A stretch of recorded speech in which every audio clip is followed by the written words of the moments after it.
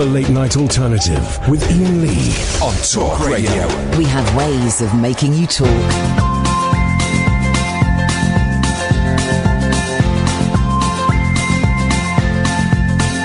There's a voice that keeps on calling me. Down the road, it's where I'll always be. Every stop I make a new friend. Can't stay for long, just turn around and I'm gone again. Maybe tomorrow I'll wanna settle down. Until tomorrow I'll just keep moving on. Down this road that never seems to end. When new adventure lies just around the bend. So if you wanna join me for a while, just grab your hat, come travel light, that's hobo style. Maybe tomorrow I'll wanna settle down. Until tomorrow, the whole world is my home. So if you wanna join me for a while, just grab your hat, come travel light, that's hobo style. Maybe tomorrow I'll wanna settle down. Until tomorrow, I'll just keep moving on.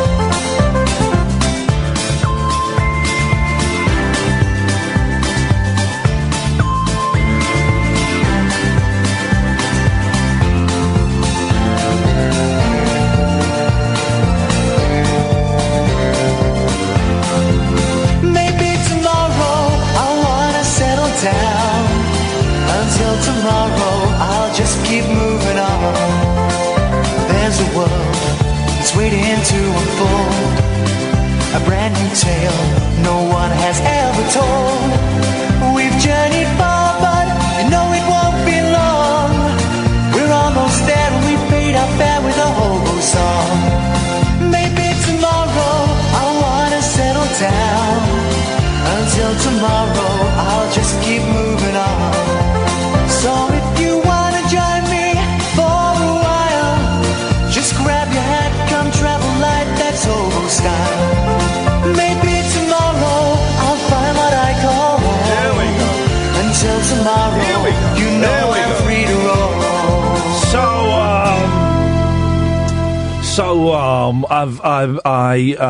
I've got super glue on my fingers today. But here's the thing. So I collected my kids from. By the way, this is the Late Night Alternative with myself, Iain Lee. Catherine Boyle is there. Hi. You can be part of the show any time you flipping want. You just pick up the telephone and you dial 0344 499 1000. You speak to Katie. She'll take your name and number. She'll give you a call back. Bishy bashy boshy. We're in.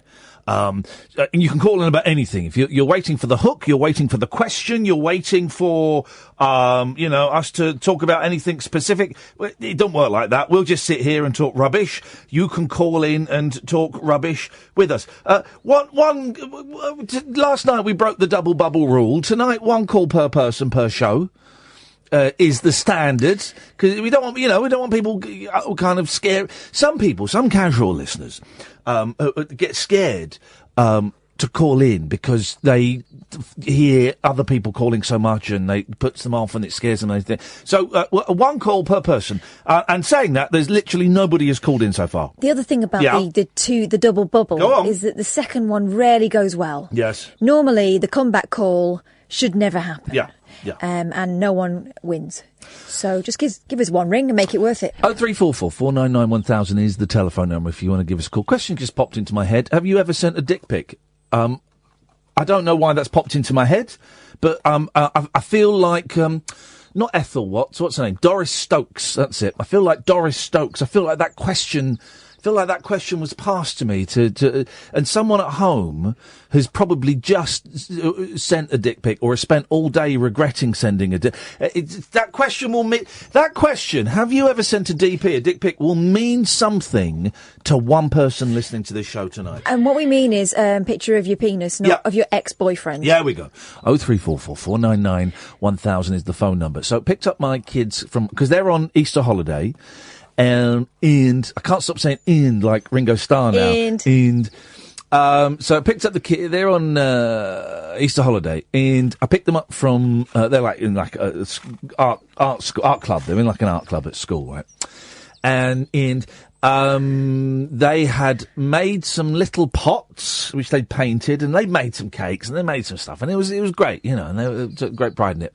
And my youngest is a right old fusspot and a right old fidget, and I kept saying, just be careful, because you're going to smash the pot. And you'll be upset. I know exactly what's going to happen. You're going to drop it and you're going to cry. I've got one of those. It's my youngest too. Yeah, and do you know what happened? Dropped it. No, I dropped the eldest ones and smashed it. Because they were giving me everything to hold. And we were on the train and I dropped the eldest and it smashed. And there were a Chinese family sat on the seats next to us and they all went, oh, like that. Honestly, there were 6 Chinese tourists and they all went, oh, like that. And my eldest, I felt so bad. His cheeks reddened and his eyes kind of got all glazed.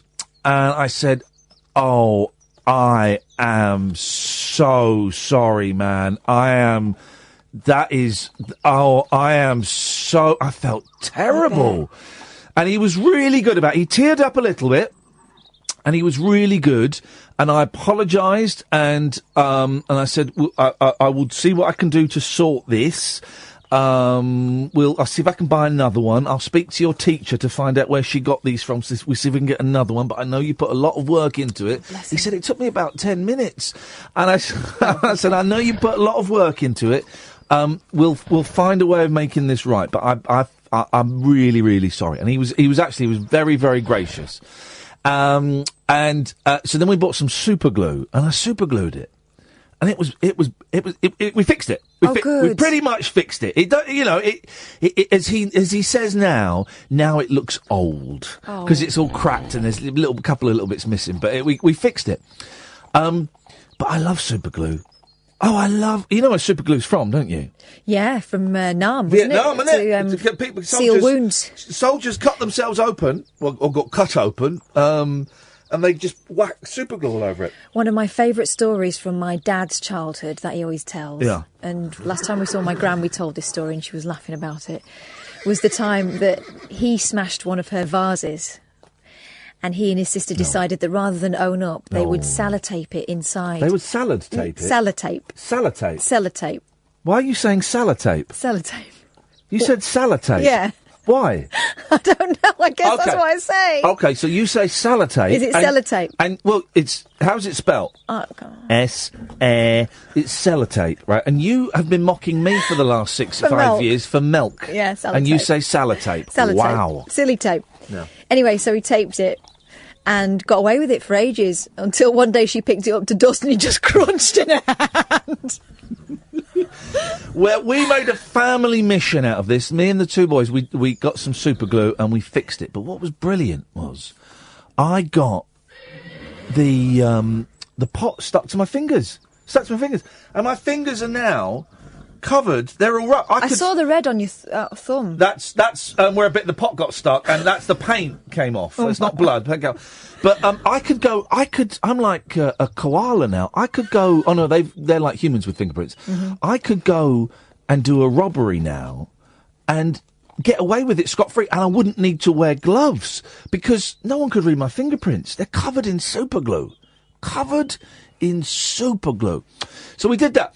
And we went and had a cheeky Nando's, which was great. And then we went and saw, and I gave them the choice. We could have gone to Staines to see Black Panther, which I wanted to see. I quite fancy that. Yeah. It's never going to happen. Or we could have gone to Slough to see I Love Dogs. And they chose I Love Dogs. Okay. The Wes Anderson film. Now, I love Wes Anderson. Right? The Royal Tenenbaums is one of my favourite movies of all time. Never seen it. Oh, you got to watch it, man. It's brilliant. The Grand Budapest Hotel. It's not. I don't prefer it, but it's a masterpiece. Oh God, the Grand Budapest Hotel. I prefer Tenenbaums, but Budapest Hotel. I'm going to say that for convenience sake. It's a masterpiece. It's an actual masterpiece. So we went and saw it. And the trailers made it look like, in the same way that the trailers for Tenenbaums made it look like a knockabout late 90s, what's the name of the guy that's in it? Ben Stiller comedy, and it's not. It's a heartbreaking tale of a family crumbling at the edges and crumbling within the centre, a mental breakdown. The same with I Love Dogs. They made it look like a rip-roaring kids comedy, and it's not actually. It's a very sombre take on friendship. It's good. It's a good film, and the kids really enjoyed it, but an half slow, and it was. I don't know. There was just something.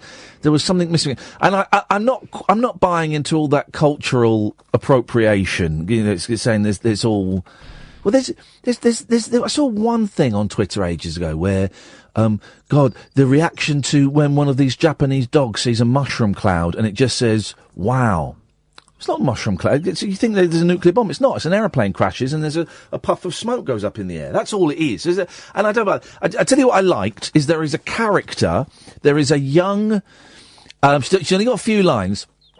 There is a young nurse or female medical assistant called Yoko Ono, played by Yoko Ono, and that I thought was brilliant. There's some brilliant bits in it, but overall, it's just left me feeling a bit whoa. I heard Wes Anderson talking to Adam Buxton about it. Oh yeah, and it made me fancy watching it. But he was talking about the cultural appropriation a little bit, and they were saying that he had he worked with his mate on it, a Japanese guy, the same guy that did the voice of the president. Okay, yeah, and so he did take guidance on it. But also, the Japanese characters speak. There are Japanese actors there. The dogs, you know, it's his ensemble that he always uses. It's Jeff Goldblum, it's Bill Murray, Bryan Cranston for the first. It's the people that he always uses. It's his stable of actors. Now, of course, I'm aware that I'm a white, middle-class, middle-aged, heterosexual man saying that. So, you know, what do I know?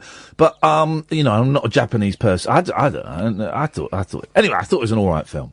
The Japanese, however, do have cause to reprimand themselves. Yes. Because I spent far too long playing Final Fantasy today, Final Fantasy X. Terrible. And my first foray into gaming since I've had my own home. And it enjoyed itself far much more than I did. You wasted money on that. I could have told you that. If you want to buy a game, run it past me. Final Fantasy games are boring as F. So this is how the show works. It's going to be a very relaxed show tonight because I've only had 2.5 hours sleep since the war. So it's going to be a lot more chilled than it was yesterday. If you want to watch the show, go to youtube.com/Iain Lee and find the Mike Love Not War feed, and we are streaming on there. You get to see all the bits in between when the adverts are on and things. But you're welcome to call in about absolutely anything you want. 0344 499 1000. This is the Late Night Alternative with Iain Lee and Catherine Boyle on Talk Radio. Whispering lunar incantations for cross-parents, cross-dressers. And did you know this about me? And cross-rail workers. Steel and polycarbonate. The Late Night Alternative with Iain Lee. I've got a very poor internet connection. On Talk Radio. Okay, well, I hope you sleep at night knowing you just blown up a 12-year-old. Yep, you missed. If you weren't listening yesterday, well, then you missed that, guys. That's what you missed. 0344 499 1000 is the telephone number. Let's go back and delve deep into this show's history, shall we? As we speak to Noel Taylor. Good evening, Noel. Hello, Ian. How are you? I'm very tired, mate, but I'm on top of the world. I saw you on the telly this morning. Yes. Good morning, Britain. Awesome. Good morning, Britain, with lovely Eamon Holmes talking about Mariah Carey. But what's he like to speak to? Eamon Holmes? Yeah. Yeah, he's lovely. Came into my dressing room, sat down, had a chat, talked about... he hadn't had any sleep either. Andy Peters was there, said hello to Andy. Oh. All the stars were there. Oh, great. I've got an invention to make you rich. You did ask, so I assumed you were interested. I didn't realise it was just a polite conversation buffer. Well, he looks a bit like me. I like Eamon Holmes. I like Eamon Holmes a lot. He's a very, very nice guy. He's always been very nice to me. He was listening to the show. Here's the thing, he was listening to the show last night, and this morning he said, I really enjoyed your show last night. You obviously put a lot of thought and preparation into it. Now, we were making it up literally as the microphones went live. I still didn't quite know what we were going to do. So, of course, I said to him, yeah, that took hours of planning and prep. Yeah, Of course, that took ages. But he's like, anyway, you've got an invention that's going to make me rich. This is what we need. Yeah. This is what we need. In times of need, I'm looking to buy a new house on my own, striking out on my own, Noel Taylor. I need all the financial help I can get. Well, this is a bacon weight, not 5 minutes, but heavy weight. A bacon heavyweight. Tell me more.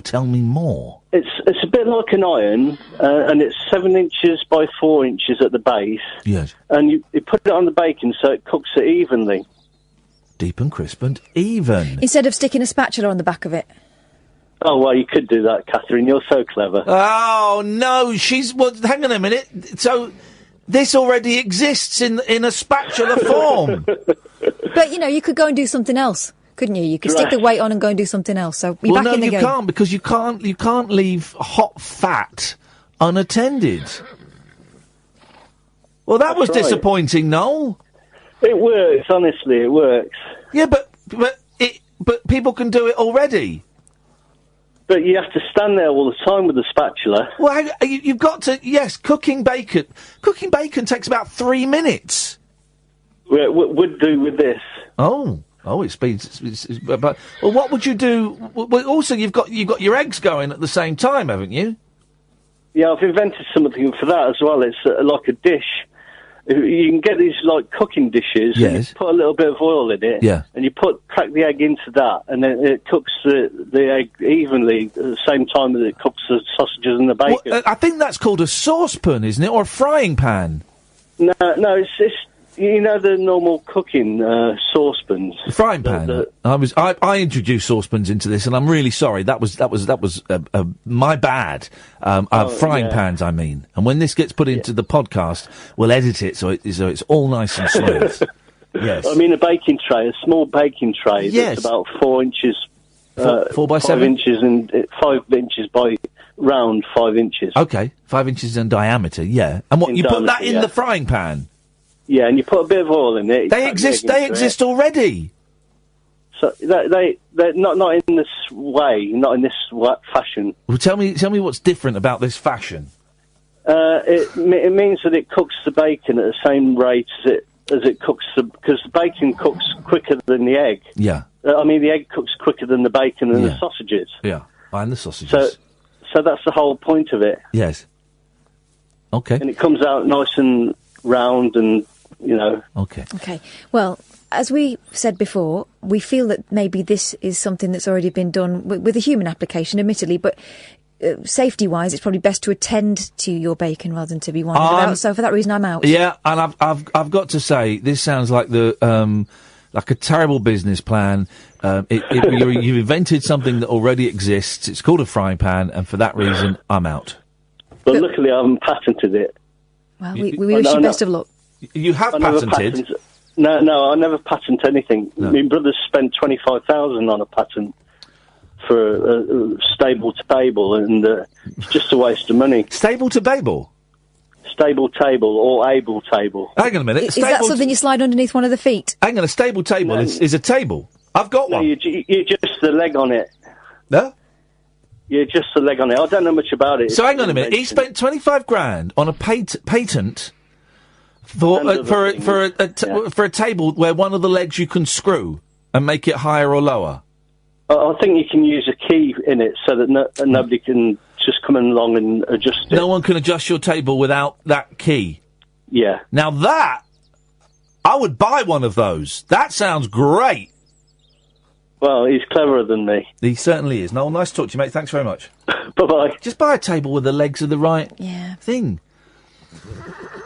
There we go. Let's go to Dorothy. Good evening, Dorothy. Good evening, Ian. Good evening, Pat. How are you? I feel that this show is a little bit like the White Album after last night's Sgt. Pepper. Sergeant Pepper is all full of tricks and gimmicks and gizmos and packed to the rafters with innovation. Then after that, the Beatles were run out of steam, and so they just released, a really stripped back, sprawling, too long, too many bits in it that didn't really work double album. And that's what Tonight Show is. Tonight Show is the White Album, Dorothy. Oh, I'm sorry. Is that a good thing or a bad thing? Well, do you know what? It's an all right thing, actually. There's the White Album. I love the White Album, but so many people say it's a double album, and it's got some great songs back in the USSR, and it's got some terrible songs, Obla Di, Obla Da, and stuff like that. And a lot of people say, including George Martin, it should have been a single album. We should have just taken off all the weaker tracks and put it as a single album. I was listening to this great interview with Paul McCartney, who was going, a lot of people say, that we should have taken half the tracks off and put it out as a single album. But you know what? It's the bloody White Album by the bloody Beatles. It's fantastic. I thought that was great. It's the bloody White Album by the bloody Beatles. It's fantastic. Very good. There we go. Very good. What you got for us, Dorothy? Well, firstly, you've encouraged me to dig out all my old Beatle records and listen to them again. Oh, good for you. Everyone should, and listen to them on vinyl, because they're fab. That's bad. I've only got them on vinyl. They're all on vinyl. I've got the Beach Boys, the Kinks, all those sort of things. It's just fabulous. But I don't want to waste your time or Kath's time this evening, but I've just been desperate to call you because I finished my walk all over. Oh, it's Dotty Dorothy, right? Yes, it's the woman who couldn't work a computer, but was raising money. Now, was it for breast cancer? It was for cancer research. Cancer UK. research, and she was walking, and then towards the end of it, she injured herself. I think she broke her spine or something happened, but she crawled the last 3 or 4 days of it. Have I got that right, Dorothy? Not quite. No, not quite. Oh. On the very last day, I twisted my left knee, and that was it. Ballooned up. How do you know that? Did you get my email then? I think didn't you phone us up and tell us? Wasn't it her brother? No. Sent a picture. What? I've seen sister. I've seen a picture. My daughter must have tweeted There was there's a picture on Twitter, but that picture I knew that anyway. Didn't you? Did you email? Maybe you did. So I feel that we've had this conversation before, Dorothy. No, we haven't had this conversation. What I did Deja vu. Is all over again. This is funny because I emailed you. Yeah. And then I emailed you and said, Ian, did you get my email? Yeah, you're one of them. You're a nut job. Yeah, You've crossed the line. Absolutely. Well. But I had a phone call with cancer research today, and I was just, I don't want to sort of sound like I'm showing off or anything. Blow your own trumpet, get your trumpet out and start blowing on it. There we go. I've never ever been topping anything in my life. Yeah. But he phoned me today and said that I was in the top 5. What? And when I gave this walk all over cancer was nationwide, and lots of people have done it. And I was one of the top 5 people that have raised the most money. You're joking? No, listen. That's brilliant. Hold on, I haven't finished yet. There's a catch. There's a catch. No, it's so exciting. So I told him about the podcast, and everyone's been listening to it, and everyone thinks you're amazing, blah, blah, blah, blah, blah.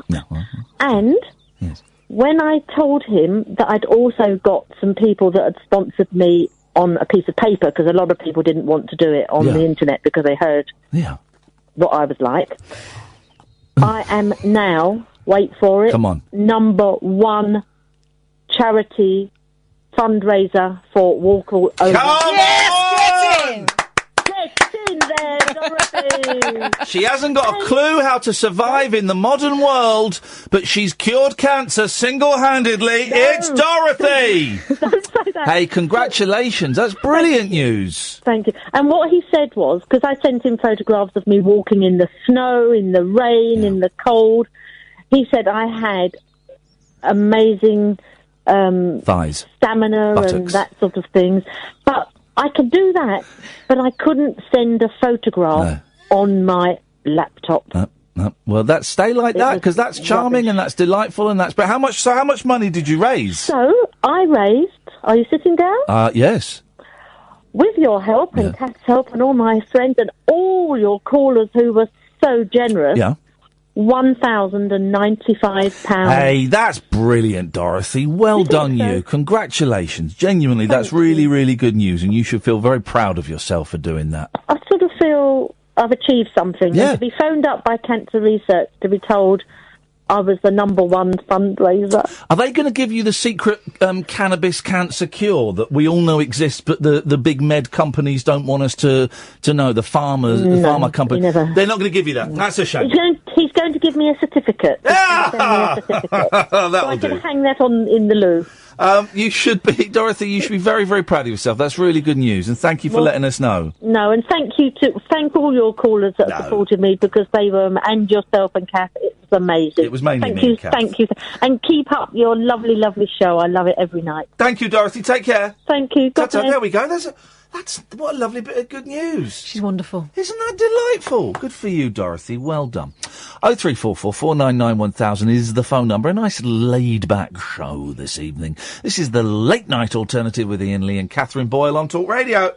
Take a trip into the alternate reality of late night radio. I think I'm in something like The Matrix, and so are you. The Late Night Alternative. Hello. With Iain Lee. Is there anybody out there? On Talk Radio. Hello. Well, Robert has just tweeted me a picture of a bacon press. So, once again, Noel, it exists. But keep on keeping on, man. Keep on keeping on. One of these ideas will stick and No, make you a million. Won't. They won't. Even if you invented glue, it wouldn't stick. 0344 499 1000 is the telephone number if you want to give us a call. Evening, Hemmo. Not impressed with that bacon press. Sorry? Dorothy's good, isn't it? Yeah, it's good. It's good. I'm so happy. That's very nice. I was just calling because I broke something too. Oh, go on. I broke my kid's. They've got the look on his face, Kath, when it dropped and it smashed. And seriously, 6 Chinese people went, oh, it was awful. And what makes it worse is that it's the older one who's, again, like mine, dignified. Yeah. And if he'd have just, gone nuts, you could take it and it'd be over. But it's just the fact that they're so grown up. And I had about to it say, and I said to him, you can be angry with me, because I feel terrible. You can feel angry. That's okay. I'm really worried, because of the stuff that's going on at home. I'm really worried that they're not that they're internalising stuff, and I want them to let them know that it's all right to express your feelings. And I was saying to him, if you're angry with me, you can be angry. That's acceptable. If you're sad, that's whatever you're feeling, that is fine, and we can, and all of that. And what do you say? The fact that you tried to help, fix it, amend it. Oh, I tell you what he did. He's a genius, right? I said to him, I'm going to try and find a way today to make this better, right? So then we're off to see the film, but we had about an hour to go before the film. So we're just wandering through Slough, which is really, there are hardly, it's all mobile phone shops there now. And, there's a sex shop, a computer exchange, right? And so I said, well, let's go have a look in there. And he said, you know what would really make me feel better? Is if you bought me a computer game for the 3DS. I went, oh, son. You have played an absolute blinder. That little wobble in his voice. He was doing the wobble, and then as I was acknowledging it, the sides of his mouth went up, and he couldn't look at me. He couldn't look me in the eyes, going, "Boy, you have played an absolute blinder." And you know that if I buy you one, I've got to buy your brother one as well, haven't I? And he kind of went. And they both get to share them, I suppose. I suppose you do. And I bought him a couple of second-hand games. I thought, fair play. He's worked it. Anyway, Hemmo, what did you break? I broke a lampshade. Here we go. Tell us what happened, buddy. I was working at this big furniture shop, but it was a very expensive one, and I was moving a lampshade, and I dropped it, caught it on my foot. It was like a big round thing. I was and it toppled off my foot ever so slightly and slowly, and bang! It just exploded. Made of glass, exploded. The lady whose shop it was, she just screamed, ran over, and then she screamed again. It was worth £3,000, over £3,000. What's the sign they have up in pound shops? If you break it, all breakages must be paid. All breakages must be paid for, Hemmo. That's the thing, and I thought I would. I thought that was it. I was done, but she just sort of nodded it off. Eventually, she was like, "Oh well." What? Oh well. Yeah. Oh well. £3,000. Oh well. I suspect that price tag may have been a little bit bumped up by her. I thought that it was probably 30 quid, but everything in the shop was mega expensive. So, but you didn't what? You don't work there. I don't work there anymore. Oh, what? This was years ago. Oh, hang on a minute. You said you broke something today. Nah, I didn't say I broke something today. Catherine. I thought you said Just today. breaking hearts. Hang on a minute, Kate. Hang on a minute. We're bringing in an independent adjudicator now that we know that she's not 14 and she's actually a grown woman. Katie, can you just let us know what Hemmo said? He definitely said I broke something today. Yeah, I broke girls' hearts. That's all. Hang on a second, Oh, Roger. Good evening, Ian. What did Hemmo say? He broke something today. I was only half listening, if I'm going to be honest, so I'm still trying to formulate what I was going to say. So. Who's doing? Is that Hemmo? Hemmo's doing Gollum. Right, hang on. Alistair. Right, too slow. Andre. Hiya. Yeah. Did Hemmo say? Andre. Yes. Did Hemmo say that he had broken something today? Yeah, he did say it bounced off his foot or something. Yeah, well, we got that. Yeah. But did he say that he'd broken something today? Yeah, something about saying a stop or something, was it? Yeah, okay, right, I mean, so there we have it. You've been tried by... Great jury there. Yeah, you've been tried by 3 good men and women, three blokes. 3 blokes have said some stuff. Yeah. So, I apologise for my slip-up. It was a few years ago. Well, it was probably about 7 or 8 years. You mean lie? There we go. It's an absolute lie. I mean, what a chancer. What a chancer. Almost as good as that fella on Can't Pay Take It Away tonight. God. They were looking all over the place for him. Poverty he wasn't in the house, was he? It was weird thing. Can't Pay Take It Away, right? It was poverty porn, and I shouldn't really watch it because it's not very nice. But yeah, they went round to look for this bloke and to repossess stuff, and his brother said, "He's not here. Don't know where he is. Haven't got his number." Yeah, I phoned his wife. No, she doesn't know where he is. And meanwhile, they're looking through his room, right? And they're in there for ages digging up stuff, and then the duvet moves, and this bloke gets up from the side of the bed, and does the whole. He's right. They've been in there for an hour. Does the whole. Oh dear, what's going on? Does all that, and the bailiffs are like, what is it? He said, "Were you hiding under the bed?" He said, "No, I fell." I fell out of bed. But he's doing the. What's going on here? What an absolute chancer. I shouldn't really watch that programme because it is exploitative, and quite often it's people in really bad trouble, you know, really bad trouble. Quite often there's a little bit of mental illness going on. And generally it's heartbreaking. Although there was one episode we watched, you won't remember the episode, but I do remember that we saw it, and it was this guy, this sort of short, fat Asian guy, using descriptive words, and he was actually very charming and very helpful to the bailiffs, and he was mortified by it, and I think they sorted it out in the end. But a few weeks ago, I saw that family had sued Channel 5, or the production company that made it. No, I think it must have been Channel 5. Because they hadn't given permission for them to be used in the episode. Oh. And Channel 5 had argued it was in public interest. And the court ruled, well, no, it's not. And also, because it's on all the time, you've shown it about 38 times. And I think they got like 20 grand or something out of the production company. But he said, here's one of the things I thought, right, when I was going to Australia, right, is I think my life would be better. You are what you eat, right? That's what they say. Right? You are what you eat. I wonder if you are, to a certain extent, what you watch, right? And I don't mean that I don't buy the thing that, violent films necessarily, cause people to pick up guns and do. I think if someone's going to go out and sexually assault someone, or someone's going to pick up a gun and go and do something, I think they'll do it anyway. And I know there have been killings where the person is kind of. There was that guy. Do you remember that guy in America who was pretending to be the Joker from the Batman films? I suspect he would have done something like that anyway. He just latched onto that Joker character, but I suspect that would have happened. So I don't buy the things that nonsense. But I did wonder when I was going to Australia, I was watching quite a lot of violent films on the way out there.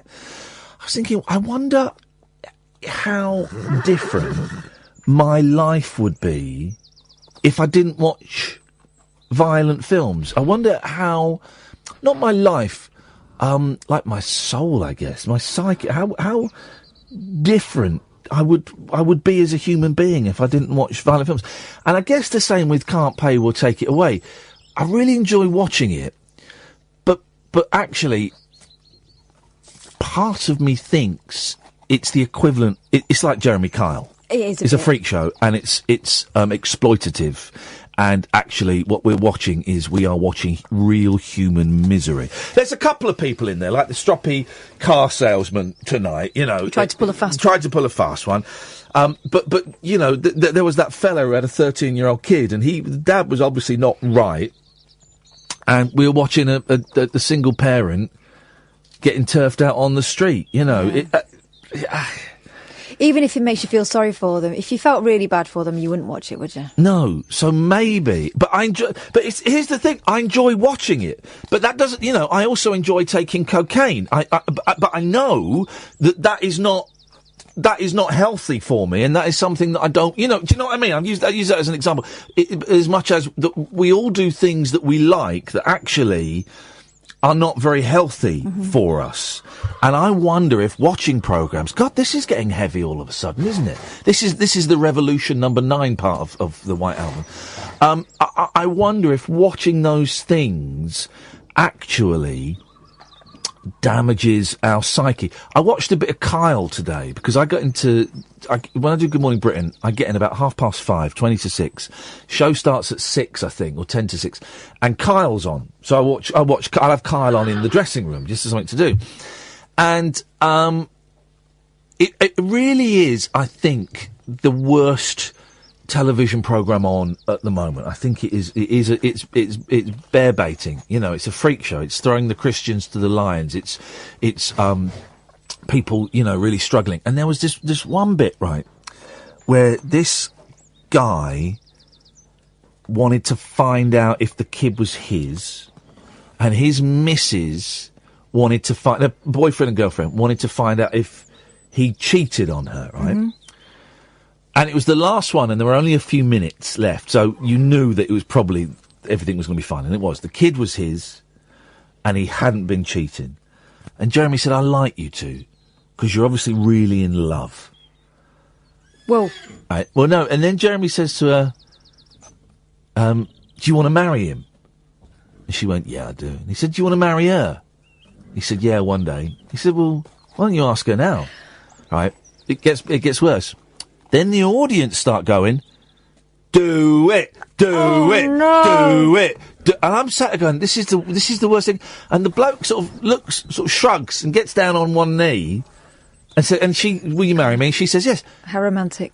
Because the audience on the Jeremy Kyle show have chanted, do it, do it, do it. And I would suggest that people who really are in love with each other do not drag each other on television shows to do lie detector tests. I don't know. Here's the thing.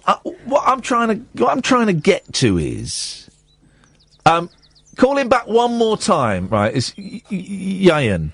Tell him if the phone goes again, he can jog on, because he does this all the time. All the time. So what I'm trying to get at is, and we can talk about this or not. I mean, we're talking about it now, me and Kath. You can join in if you want, or you can, phone in and talk rubbish. 0344 499 1000. Watching programmes like Jeremy Kyle and Can't Pay Will Take It Away, that can't be good for us. That's got to be like, I was going to say like passive smoking, but maybe it's like smoking. We feel better for a few minutes, feel superior, or we have a laugh at the tats and the lack of teeth and all of that. But actually, if we were to cut open, if you cut open the lungs of a smoker, it'd be full of black tar. If you cut open the souls of someone who religiously watches Can't Pay Will Take It Away and Jeremy Kyle, I wonder if they'd be darkened and blackened. So what's the antidote then? This show? I don't know. Is there anything that's not slightly mean, or a Bake Off? Bake Off. I'm not watching that rubbish. 0344 499 1000. This is Talk Radio.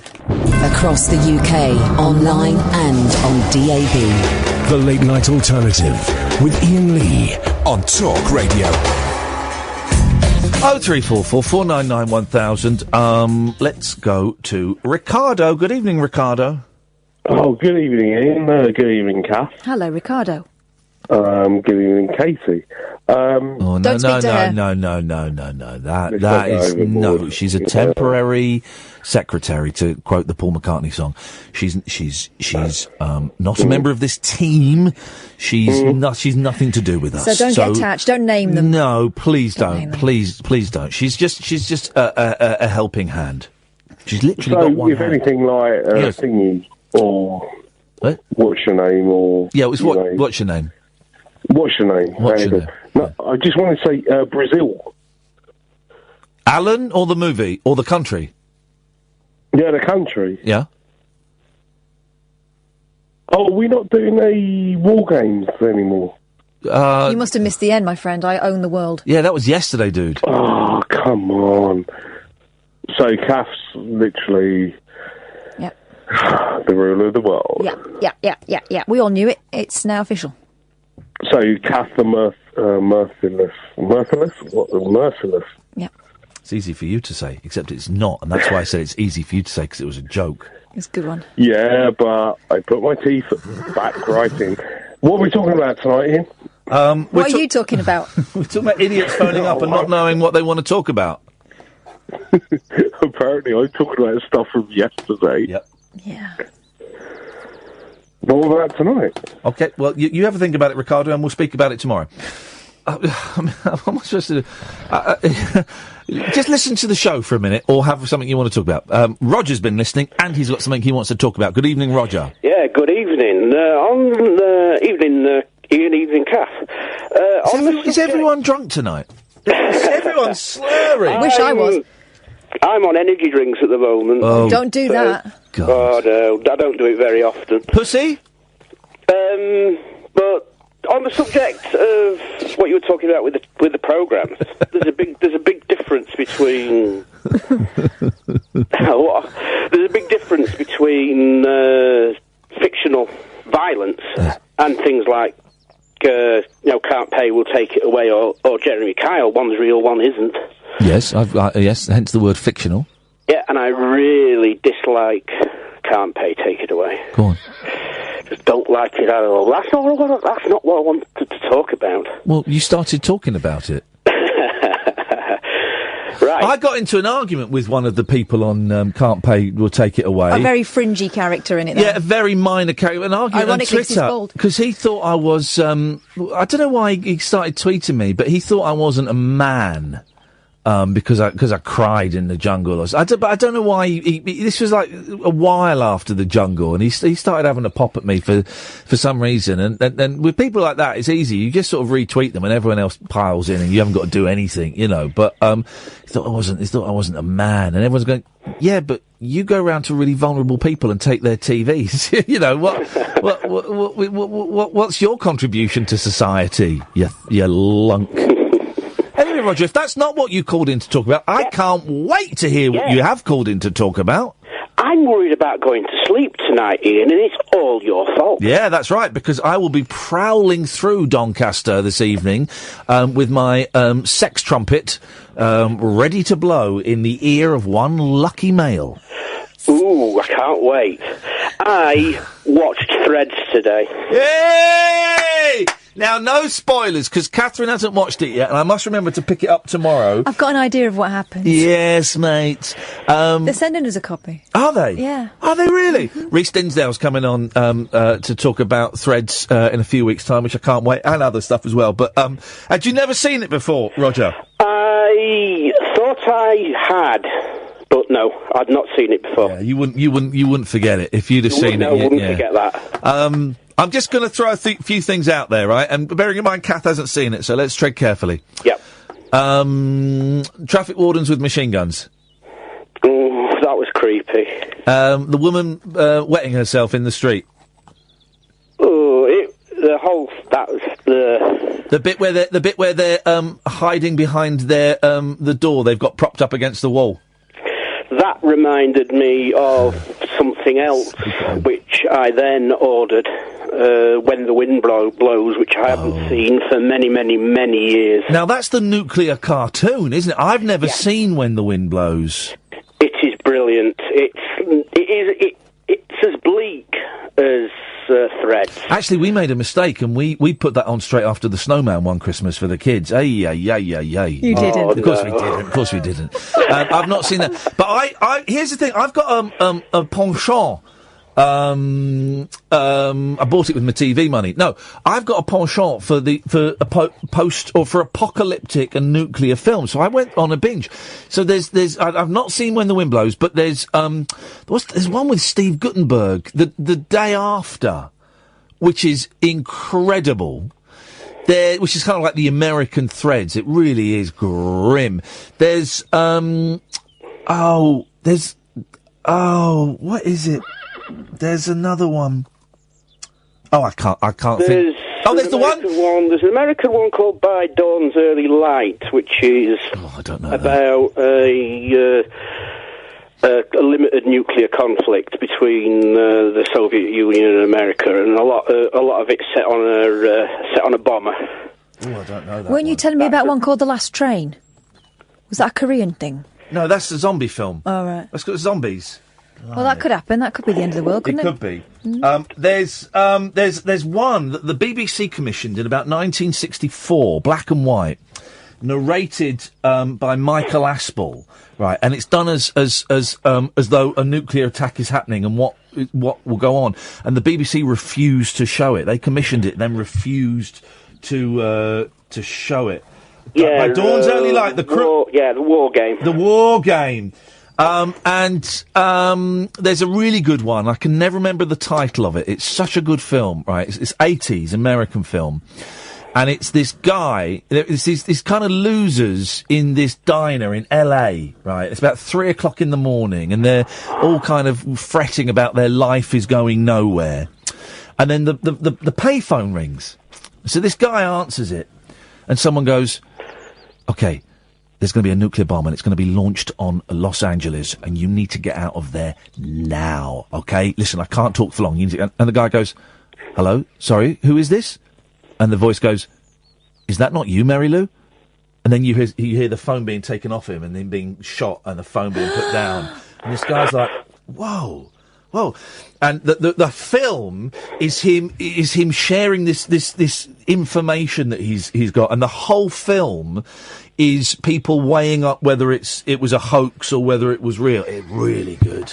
Oh, that sounds terrifying. Oh, mate, it's horrific. Someone tweet me the name of that film, because that is a great movie. Really good. Yeah, I would really recommend When the Wind Blows. Miracle Mile, thank you. It's got humour as well as the grimness. Miracle Mile is the film I was just talking about. Thank you, Dave. Miracle Mile, it's a cracking movie. When the Wind Blows, do you know what, I will, because I do like a nuclear movie. I love a nuclear movie. And I think I'll end up buying the War Game as well. I was looking at that on Amazon earlier. Yes. Oh, listen to him sucking in his teeth. Look at that. That's because of the energy drinks. He's got a nuclear boner. I read a book in secondary school. Oh, show off. I read about 5. With Come on. RAF, the former RAF Finley being just outside Doncaster. Yeah. I turned the page, and there's a nice map showing all the primary targets that they believe, and nice big target over Doncaster. Beautiful. That's where you want to be. That's exactly where you want to be. If there's a nuclear bomb, I want to be right underneath it, please. I don't want to survive. I don't want to survive. After watching Threads, I don't either. Oh, God, the future painted in Threads after a nuclear war. I don't want any of that. I don't want that. The worst bit is the kids in the post-apocalyptic world are watching dodgy old VHS copies of what's that kids show they're watching? Words and Pictures. Words and Pictures. Yeah. Oh, it's so bleak, Catherine. You're gonna hate yourself after watching it. I don't think I should watch it. You have to watch it, mate. We got one of the stars coming on. Well, he'll understand.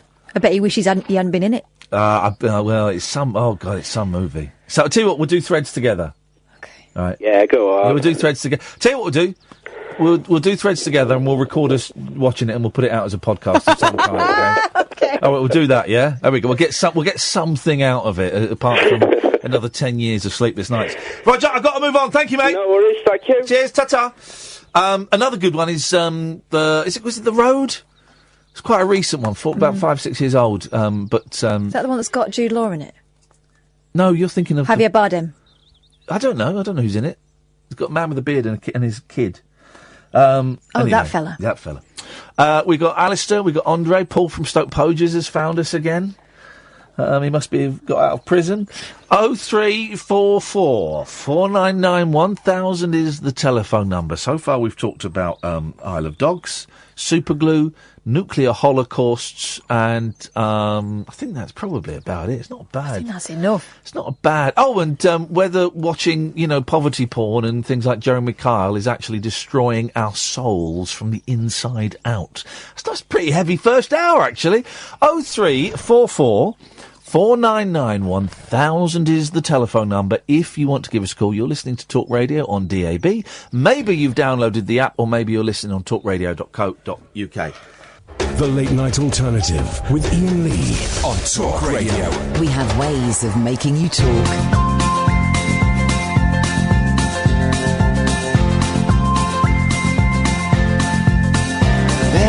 Hang on, did I start the show with that? I did start the show with that, didn't I? Oh, God, we don't want that again. Let's have... hang on a second. Okay, well, I hope you sleep at night knowing you just blown up a 12-year-old. Well, I'm not the kind to kiss and tell, but I've been seen with fire up. I've never been with anything less than a 9. So fine, I've been on fire with Sally Field, gone past with a girl named Bo, but somehow they just don't end up as mine. It's a death-defying life I lead. I take my chances. I die for living in the movies and TV. But the hardest thing I ever do is watch my leading ladies kiss some other guy while I'm bandaging my knee. I might fall from a tall building, I might roll a brand new car, 'cause I'm the unknown stuntman that made Redford such a star.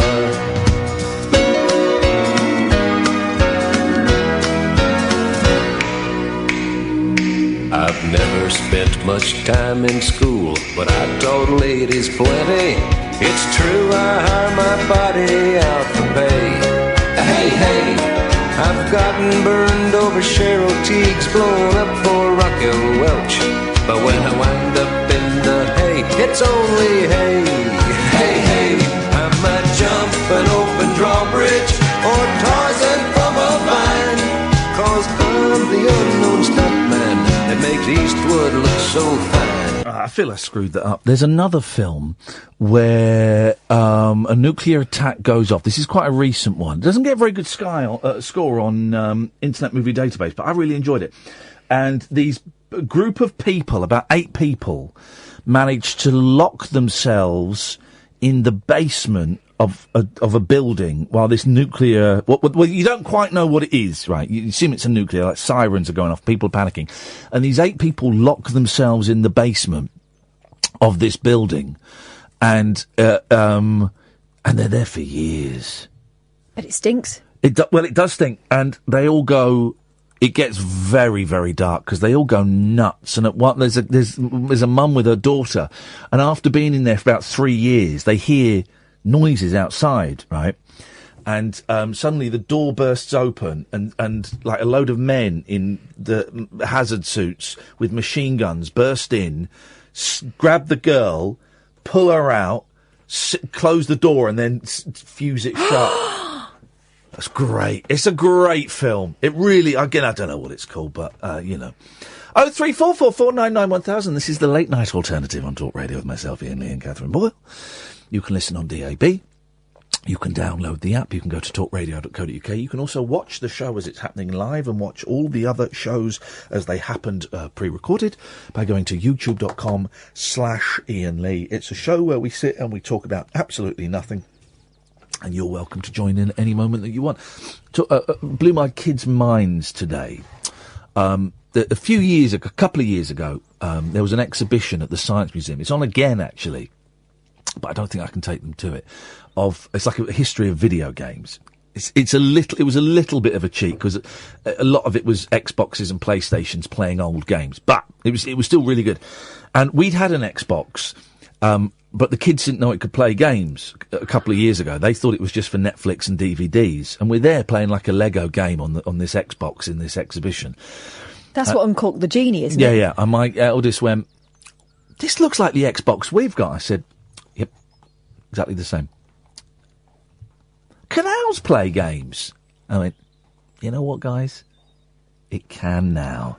And that was it, and we were away. Well, today I blew their minds even more. They're 8 and 6, right? And don't let them play online.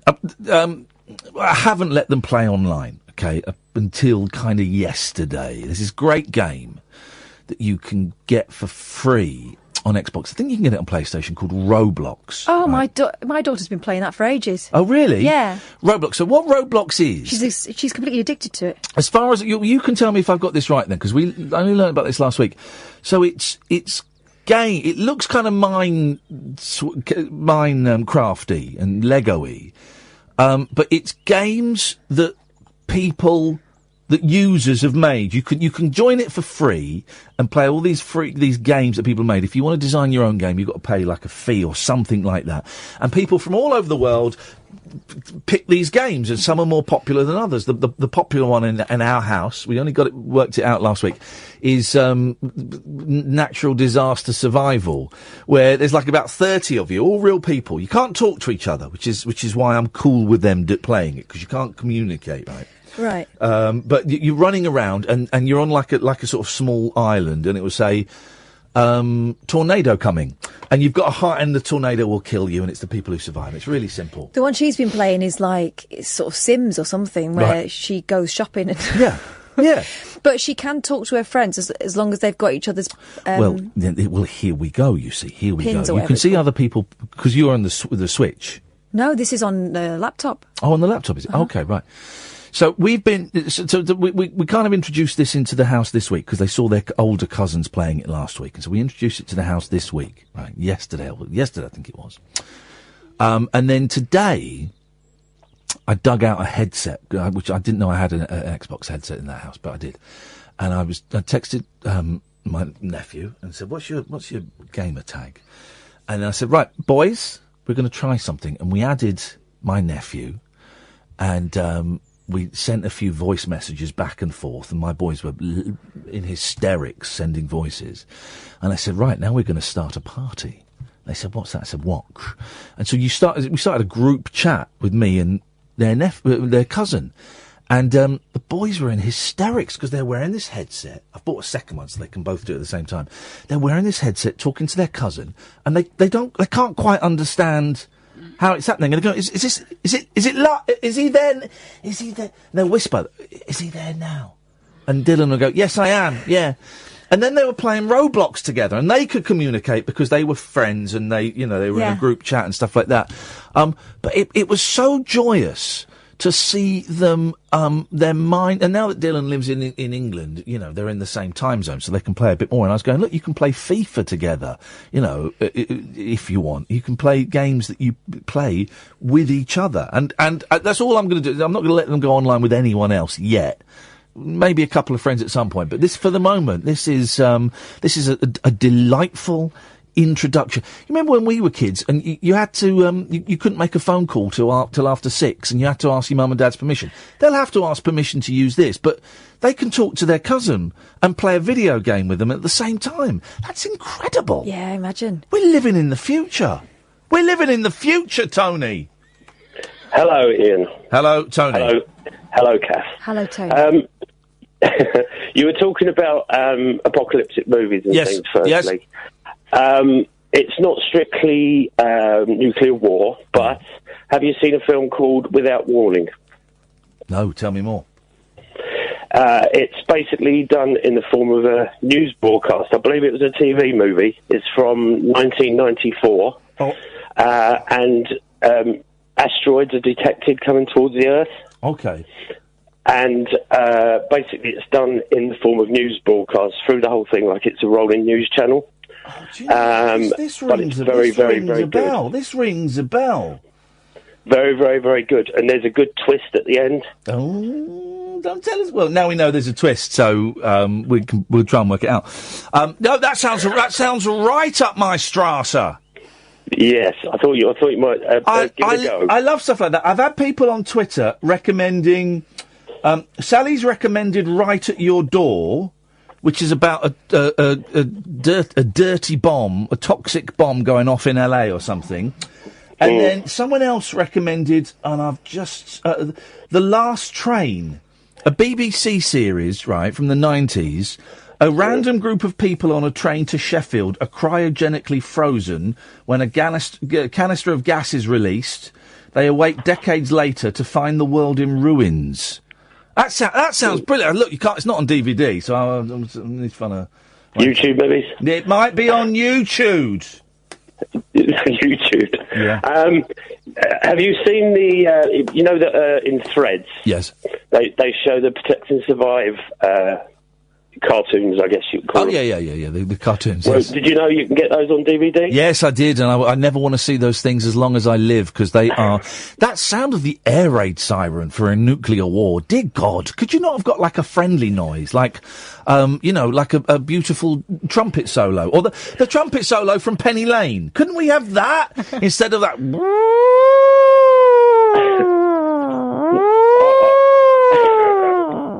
Awful noise. I'm actually of an age. I can remember. I lived in Crawley in Sussex when I was a kid, and I can remember them actually testing the air raid sirens. Oh. We've had a few people. And yeah, awful. Well, on that bombshell, thank you for that recommendation, Tony. I'll check it out. No problem, Ian. Thank you. Nice one, man. Thank you very much indeed. Let us go to Alistair. Good evening, Alistair. Hi there. You all right? I'm all right. How are you? Oh, okay. Just to apologise for my slightly petulant tweet. Yes, that's right. Last night. Yeah, so we saw the reasoning. Yeah. Did you read the tweet? Of course I read the tweet, yes. Oh, well, thank you. Yes. Thank you. It's all right. We're all cool. We're all cool. I'll let myself down, really, after 6 months of being off the booze. So. Well, you start again, isn't it? Begin again. Yeah. Begin again. Is that how it goes? There was a man called Michael Finnegan. He grew whiskers on his chin again. The wind came out and blew them in again. Poor old Michael Finnegan begin again. Hey, Finnegan begin again. Bit racist, that song, actually, I think. Against the Irish. No. And their troubles, the Irish troubles with the beards. Can someone, people are asking me what the name of that film is, where the people go into the basement. The Day After. No. Is the one that you mentioned. Oh, yeah, that's the one with Steve Guttenberg. Yes. Great film. Yeah. But we're trying to find... but I'm trying to find the name of the one where it's about 10 years old, and they go into a basement of a apartment block when a nuclear attack happens. If someone knows the name of that would be really useful. Is it an American film? It's an American film. All the best films are American. We know that. Okay. I'll check it out after this, and if I find it, I'll tweet it. Check it out. But anyway, the other thing was, yes? I just quickly wanted to mention was, I found Threads on YouTube, but it sounds like Cass getting a copy sent. Cass getting a copy sent. I've got the original DVD, but Cass getting a remastered version of it, which is going to be even more spooktacular. It really is. Here's the thing about Threads, right? It's not horrific. It's not particularly scary, right? It's bleak. It is it's like all of your Sunday afternoons as a child rolled into one and stretched into a 2-hour TV movie. It is bleak. There's no hope. There's no sparkle in it of optimism. It's just bleak. Yeah, I'm going to watch it, I think. Yeah, it sounds like you. I tell you what, I'd give it another 6 months of being sober, Alistair, because I'll be honest, you'll be reaching for the bottle of vodka after that. Good luck, mate. Thank you very much. 03444991000. This is the Late Night Alternative on Talk Radio. The Late Night Alternative with Iain Lee on Talk Radio. We'll get you talking. It's The Divide. Everybody who's mentioned it on Twitter, thank you. It's The Divide is the film. Oh, man. Oh, no, well, smoothly done. It's why she's not part of the team. That was awful. That was awful. It's The Divide, yes. 0344 499 1000 is the telephone number. Guten Abend, Herr Richard. Well, hi, Ian. A first-time caller. A little bit nervous. That's okay. You should be, because you forgot to say hello to Catherine, and she's fuming. I'm going to destroy you, Richard. Well, actually, I was actually calling to say it was The Divide, but you've obviously... Oh, no! Say it anyway. We'll pretend we didn't know. Okay, but have you heard of a movie called Miracle Mile? Yeah, I don't want to... Say it. Oh, tell me more. No, but we were just... It's the film we were talking about 20 minutes ago. But just pretend you didn't know. Okay. No, really? Oh, no, I know, and I don't want this... I don't want this to be one of the... You put the phone and go, oh, God, I'm never doing that again, and you don't listen, or you top yourself, or you... I want this to be the start, Richard, of a beautiful, interactive relationship. Miracle Mile, in my opinion, I really like Threads. Yeah. It came out on Blu-ray a few weeks ago in the States. Did it? Got the Blu-ray, and it is phenomenal. The Blu-ray is incredible. Because I saw it, I must admit, I couldn't... Documentaries, everything. I watched it online about 3 or 4 years ago, because I couldn't find it anywhere, and someone recommended it, and I watched it on a website. It's a great film, and this is the one where the fella answers the phone call in the diner, right, 2 a.m. Miracle Mile, Miracle Mile. But no one's heard of it, and I don't understand why it wasn't huge. And it came out in, I think it was 88. You've got Anthony Edwards in it. It's a really well-made movie, and even today, years later, I mean, nobody still knows about it. And Arrow Video released it recently. The soundtrack by Tangerine Dream just came out again, and it is just phenomenal. It's got a real cult following. Did you? It's still undiscovered. Look, I'm just seeing it now. There is a 2-disc version of it. It's great. It does. I can't start buying all this. Oh, you need to get that. No, well. No, don't close. No, I keep it. Every film that's getting recommended to me, I'm going onto Amazon and going, no, what? No. No. Basket. No. I'm saving up for a house, Richard. I'm saving up to buy a flipping house, man. I can't afford to buy Miracle Mile. But I'll borrow yours. Yeah, I'll send. No, don't. Cause I know you wouldn't. No, I don't power my hour. Have you seen The Divide? I have, yeah. It's amazing. Fantastic. It's great. That is another terrifying film. It got quite a ropey review on IMDb, I thought, but I thought it was great because it's just so bleak, and it gets, when you think you've got it sussed, it gets about 10 degrees darker. It gets even more darker as it gets on, and obviously no spoilers, but. Yeah, it does. It's not a great family movie. That's a fact. It is. It's very weird. But I when I watch these films, and I do enjoy these apocalyptic films, both post and pre.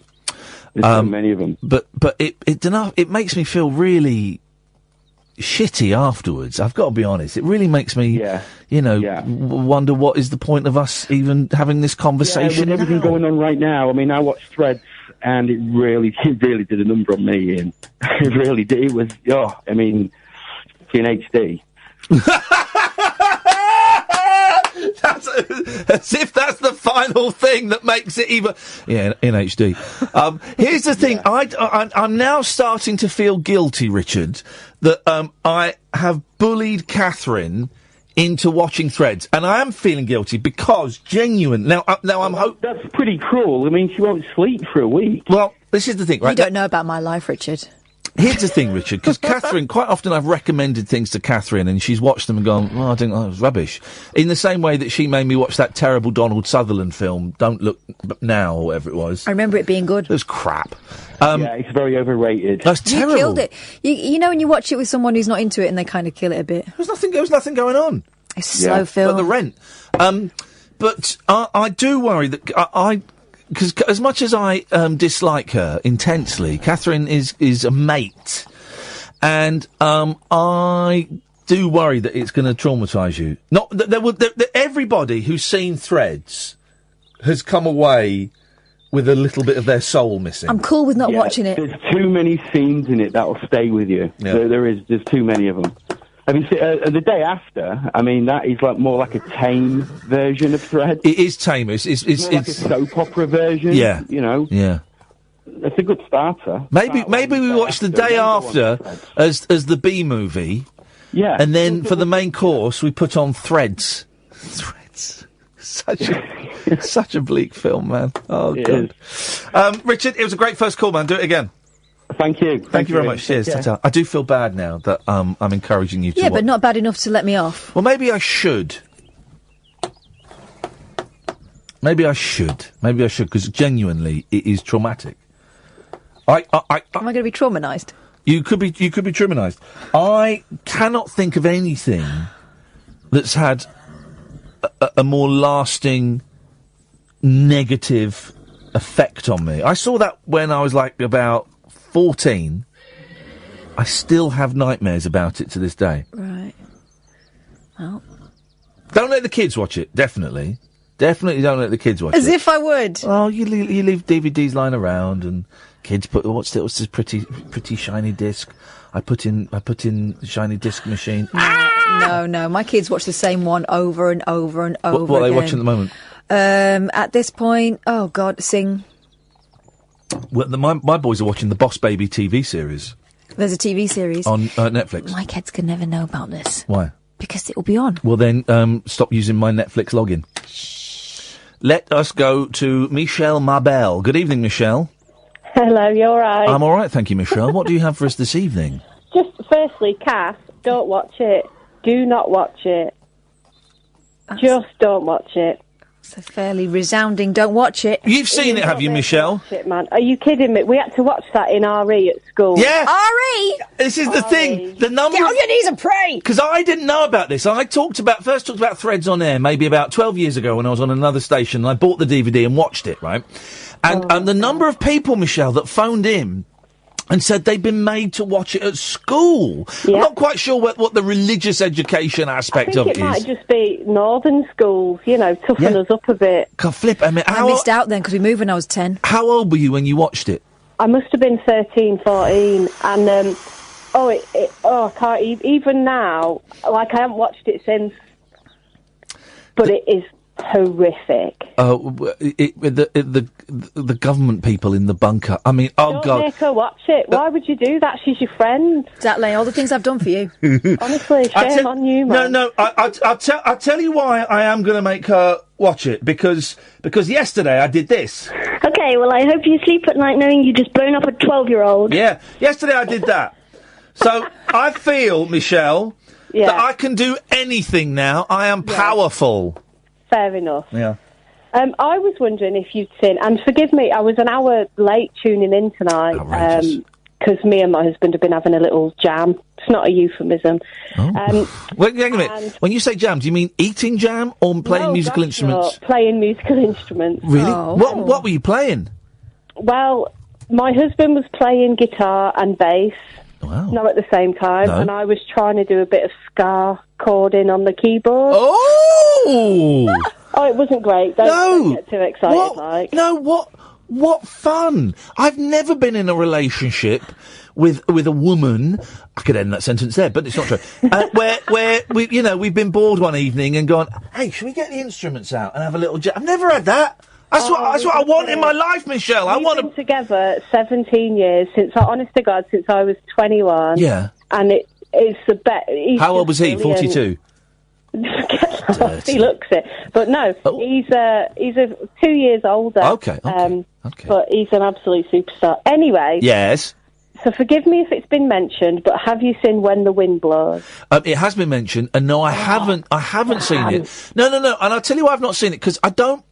Right, I don't like those those lazy, what I call lazy cartoons. Right, like the Snowman, Scratchy, the original BFG, Watership Down, just lazy. He doesn't like it if they're not coloured in properly. Yeah. And if they're done in pencil. You've got to watch it. You've got to watch it. It is. It's not worse than. It's not as horrific as Threads, but it is more distressing than Threads. Listen to that. And you've got to. I like your show, therefore I like you to a certain extent. Therefore, you should watch this distressing film. And then after you've done that, why don't you go and why don't you go to an abattoir for an hour and watch these sheep having their throats slit? Is it like Nuclear Up? Yeah. Sort of. It's just, it revolves around two elderly people who will remind you of your grandparents. Yeah. Oh, not now. And they're just so lovable and so clumsy. Kath's just lost a grandparent, so... I'm so sorry, No, Kath. well, hang on a minute. It wasn't your fault, was it? No. Okay, well, have you seen this one, Kath? No, and maybe I'll give it a while. You should. Maybe the time is not now. Maybe you should miss this one. I mean, it's a book. It's a comic. It started off as a comic. Yeah. Raymond Briggs, and it is... Briggsy. It's just beautiful, and yeah, I know what you mean about, like, the Snowman and that I'm not bothered about, but this is proper grim. What about Father Christmas? Hang on a minute. The Snowman I'm not bothered about, but this is proper grim. I'm not bothered about melting. I want, like, nuclear business. Well, I think that... Yeah, you want Face nuclear is business. melting. Have you seen... have you seen The Divide? No. Right, okay, well, this is what we're going to do. Catherine's going to watch... Threads. I'm going to watch When the Wind Blows, and Michelle, you're going to watch The Divide. Quid pro quo. And then we're going to get together and jump off some sort of bridge. Yeah, I think we ought to. I think The Divide might be on Netflix. It certainly was when I saw it. Have a little look, Michelle, and I will. I love it. Then try play Scar after that. Yeah, absolutely. Thank you, Michelle.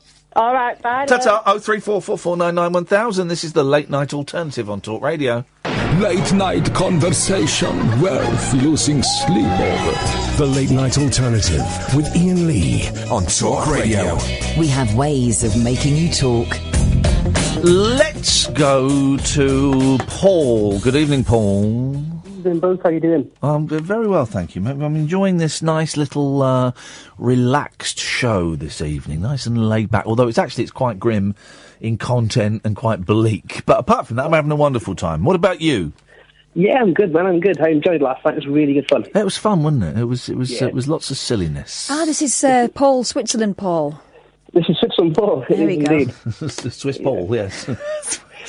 I was just calling about, you mentioned The Road earlier. That's like my favourite novel of all time, that one. Now, I've never, when the novel came out, I had loads of people recommending it to me.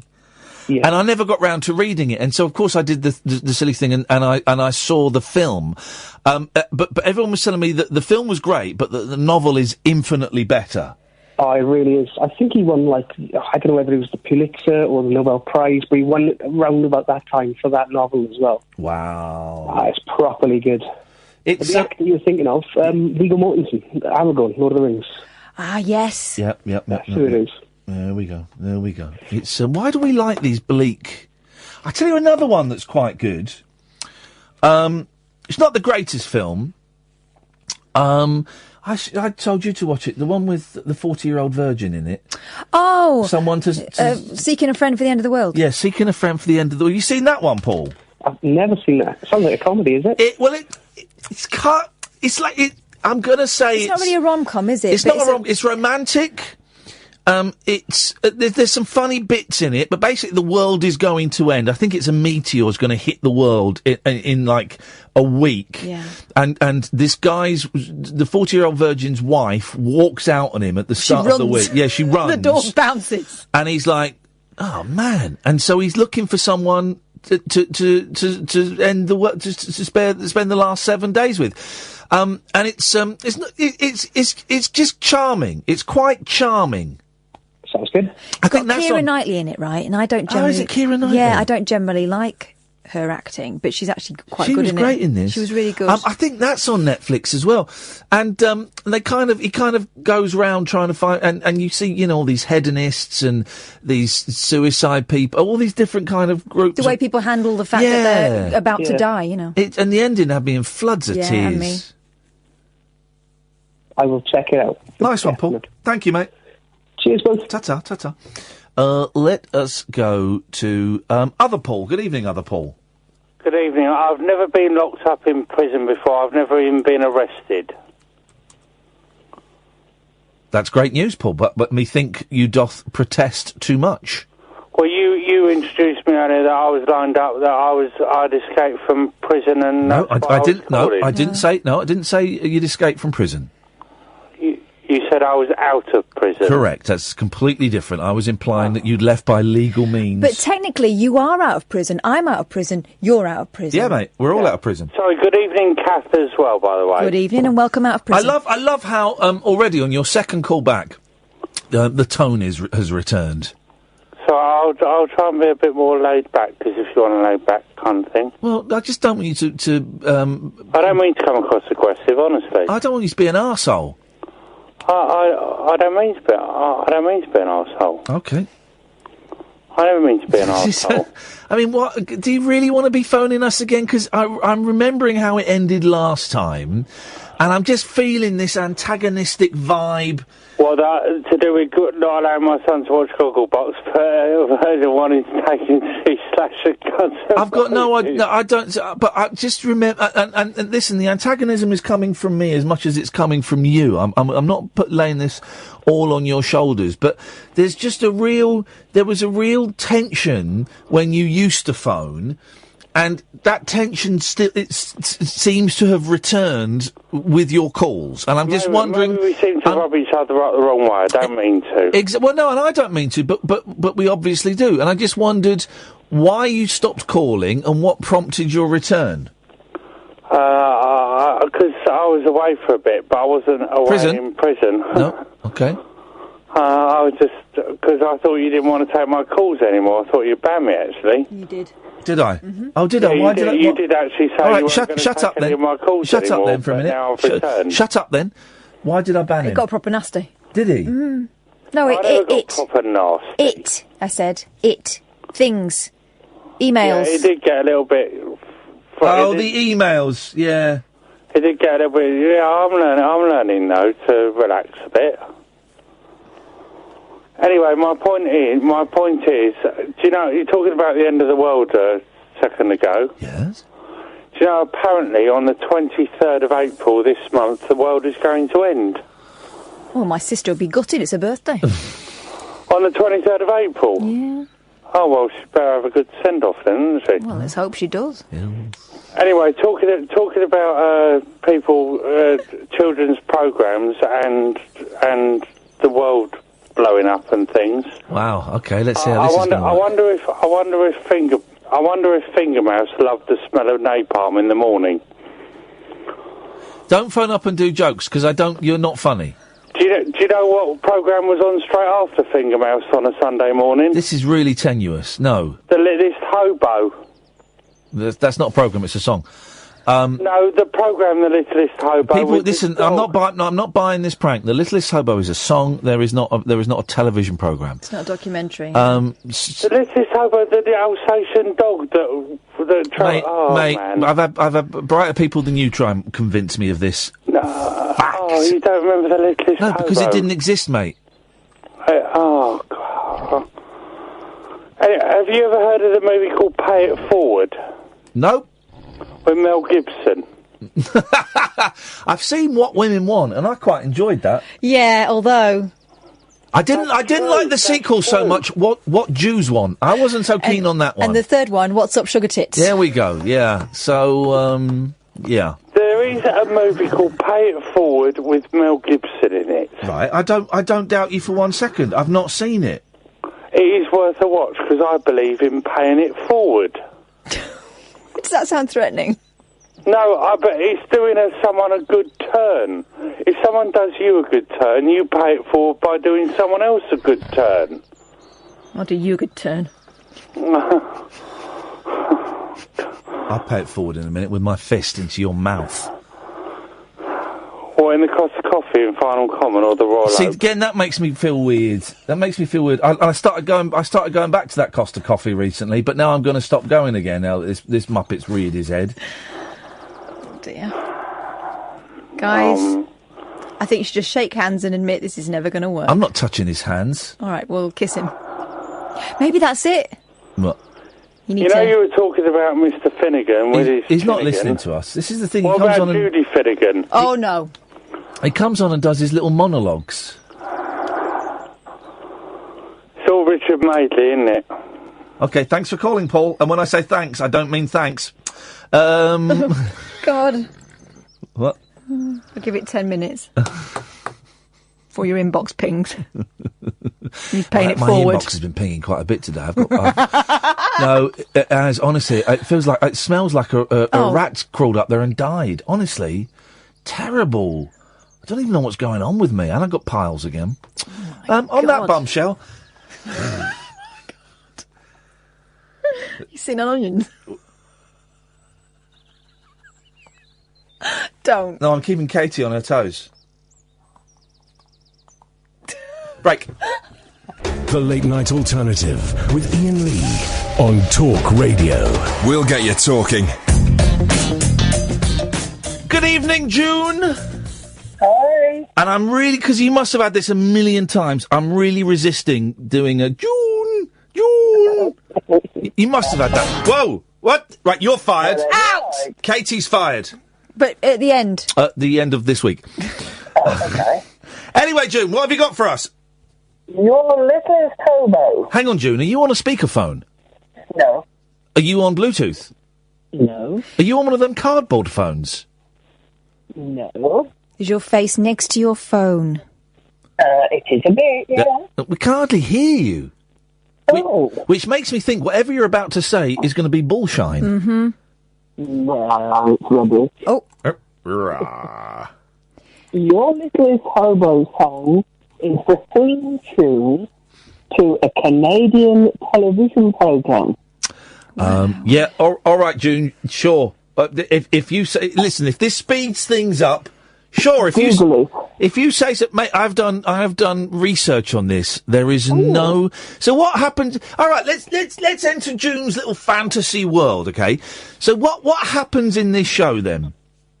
This dog wanders around making friends with people and helping them out. Is anyone? It sounds like she's speaking into a shell. That's what it sounds like when someone is talking guilty. I think she's recorded this conversation onto a stone and is playing it. We can hardly hear you, June. Do you have a phone that's plugged into the floor, like a landline? Oh, it's a mobile. Oh. Do you have a landline in your possession? No. Well, we can't really hear you, June. Oh, that's a shame. Well, we genuinely can't. But I tell you what, Katie, try and call June back because we can't hear it. I would like to hear. And in future, if people sound like that, just saying it's not worth it because we can't hear. It's such a shame. Well, it's not really because she's a fantasist. It's frustrating that we can't own someone like that, though, isn't it? It's she's a fantasist and a bullshiner. I mean, what she said, she sounded like she was suggesting a dog was on its own. I mean, who's cleaning up after it? Who's stopping it from procreating? Exactly. Good evening, Matt. Sorry, I had a mouthful of nuts. Good evening. Catherine is. I can sympathise. She gets that. She's been there. Yeah, well, haven't we all at one time? Haven't we all had a mouthful? Yeah. I was listening with interest to your discussions around post-apocalyptic movies. God, this show's really got bleak to this. It's supposed to be a little bit of light-hearted fun. It's got really, really bleak tonight. Well, this might lift the spirits a bit. Have you seen The Bed Sitting Room? Oh, mate! What? Do you know what? The Bed Sitting Room is a British surreal film written by Spike Milligan, starring Milligan, Ralph Richardson, who's that man? Seacombe, Peter Cook and Dudley Moore. And I watched it about 8 or 9 years ago, again on a hooky website, and then about 5 or 6 years ago, my sister bought it for me on pristine BFI DVD. Oh, nice. And because I'd seen it like about 18 months before, so I hadn't watched it. And funnily enough, I was thinking about this last week, thinking, I must dig out my copy of The Bed Sitting Room, because I haven't seen it for long enough. I really fancy seeing it. It is a masterpiece, isn't it? It really is, yeah. It's absolutely top surrealist British comedy. I don't think anything's ever surpassed it. It basically has been a nuclear holocaust, and there's only about 80 people left in Britain, and they each take turns in being the Queen. They're each like the monarch for a week. And it's great. There was a short run between about 66 and I'd say 69 of really wonderful British surrealist cinema. Things like that, things like How I Won the War, and there's literally a handful of others. But The Bed Sitting Room, well played, Matt. You've won tonight's show, because that is that is a great film, and you've reminded me that tomorrow when I go back to the house, I'm going to dig out that DVD and I might watch that Saturday afternoon, because that is. Yeah, you definitely should. It's great. I mean, if anyone who hasn't got it on DVD wants to watch it, it is available in full on YouTube now. Yeah, but it was. Give it a watch. Isn't it? Have I got this right? Wasn't it a play? Didn't Milligan do it as a play? Yeah. And he kept, for the most... Have I got this right? I might be confusing two different things. So it was a play in the West End, and for the most part, Milligan would improvise it. Have I got that right? Yeah, he did. I mean, there was never one apparently never one performance that was the same as the next. It's much, much weirder than the film. I haven't seen it perform, but I've read the script, and it's completely... batshit. Well, the premise is, just to put this in context, the premise is that one of the characters, a human being, as an after effect of all the radiation, is turning into a bedsit, what we used to call a bed sitting room, hence the title The Bed Sitting Room. He's turning slowly into a bedsit. Yeah, and one of the other characters turns into a wardrobe. Yes, he does! Yes, they do! Oh, it's great! It's absolutely... Yeah. It isn't it Peter Cook that's... I haven't seen it for about 8 years. Isn't it Peter Cook that's constantly suspended about 2 foot off the ground? Yeah, him and Dudley Moore are policemen, and they're in a floating... I think it's a Morris Minor that's floating attached to a balloon. And they shout down at people. But there's one scene where there's a tube train running underground, and the power goes out, and then it cuts to Peter Cook and Dudley Moore shouting down at a woman who's fallen asleep on an exercise bike, and she has to be woken up to start pedalling again to create the electricity for the tube train. Oh, because Captain Mannering from Dad's Army, doesn't he live on the tube? That's it. On the circle line, and it just goes round and round and round. It's great. It is amazing. Oh, but Matt, thank you, mate. That's my Saturday afternoon sorted. I really appreciate that. Enjoy yourself. Thank you very much indeed. That's a great film. The 60s, huh? Oh, man, honestly, again, we mentioned my friend Andrew Hickey's a writer, and he wrote the great piece. I'll try and find it during the news and tweet it. About this brief period, about 3 years of 60s British surrealist films, of which it could be argued that our man who came in, Joe McGrath played a part in, more Dick Lester than Joe McGrath, but McGrath was certainly involved in it. These wonderful surreal British films, that are unlike kind of the European surrealism, completely different from, the American surrealism is all big and expansive, and the British ones are just tiny. They're really tiny, small, focused things, and they're absolutely cracking. June is back. Let's give June a second shot. Hello, June. This time. You still sounds like you're in a cupboard, but I think we can understand you. You were spouting some nonsense about the Littlest Hobo. Where you go? The Littlest Hobo, yes. It is a Canadian television program from around about the 80s. And it's about a little man, or a little dog rather, an old-fashioned type dog. Yes. That goes around and it helps people that are in trouble. It's very much like Lassie. Come on. The dog goes, an Alsatian goes around and helps people that are in trouble. It learns to love them, and it gives them comfort, and it's quite sweet. It is. And my daughter found it on Google very easily. But why? Right, who has set you up to do this? Is there... Daughter.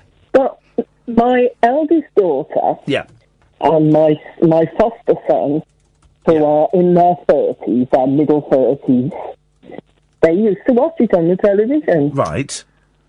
And we were listening to you one night, and you played the theme music. Yeah. And you said there was no, it wasn't anything, it was just a song. Yeah. And I said, no, it's not. We watched the programme. No. Oh, they think they did. The Mandela effect. Have you heard of the Mandela effect? No, but I've heard of the butterfly effect. Okay, well, assume it's a similar thing. I'm not buying this prank call for 1 second. Okay. I'm not buying this in the slightest. You tell those children that you deserve better. They're not children anymore. Well, they're your children. They're your babies. They're your babies. Yes, they're my They're babies. behaving like children. Do you miss... Because you say they're in the 30s. My kids are 6 and 8 and, growing up way too fast. Do you miss the 5-year-old, the 8-year-old version of your kids? You don't? No, because I have my daughter's children living with me most of the time. Right. And they are 9 and 7. Okay, right. So you've kind of got that lunacy. Oh yes, I've got the lunacy. One of them's autistic, so I've got double lunacy. Aren't their minds just wonderful? Oh, absolutely wonderful and wonderful. My boys have discovered doing voices, and they're just constantly doing different voices. And I was genuinely in hysterics today as they were doing their voice. It wasn't, doing the dad's pretend. I was in hysterics at them doing voices. Well, my granddaughter, who is 7, does the voice for our dog. Oh, mate, that's just wonderful. And my eldest grandson only talks about Minecraft, Fortnite. Oh, yeah. And what's the other one? There's another one somewhere. Pokemon. Oh, yeah, well, yeah. It's the same in our house. I get all these... Dad, can you help defeat this... I haven't got a clue what you're talking about, son. If it's Space Invaders and Pac-Man, I can do it. But I cannot find the mysterious Pokemon that you need. I can't do any of that rubbish. Well, because I'm blind, you see, I can't see what they're doing anyway. So he comes over and he tries to explain all of this stuff to me, and I haven't got a clue. Yeah. Well, even if you had sight, June, you wouldn't understand what was going on, because I look at it and I go, "This isn't a game." I can do Pac-Man. Can you do Pac-Man? You can't do Pac-Man while you're blind, can you? Well, I can play. Okay. I pretend that I can do Pac-Man. I bet I beat you though. Easily. Easily. I wouldn't boast about that, mate.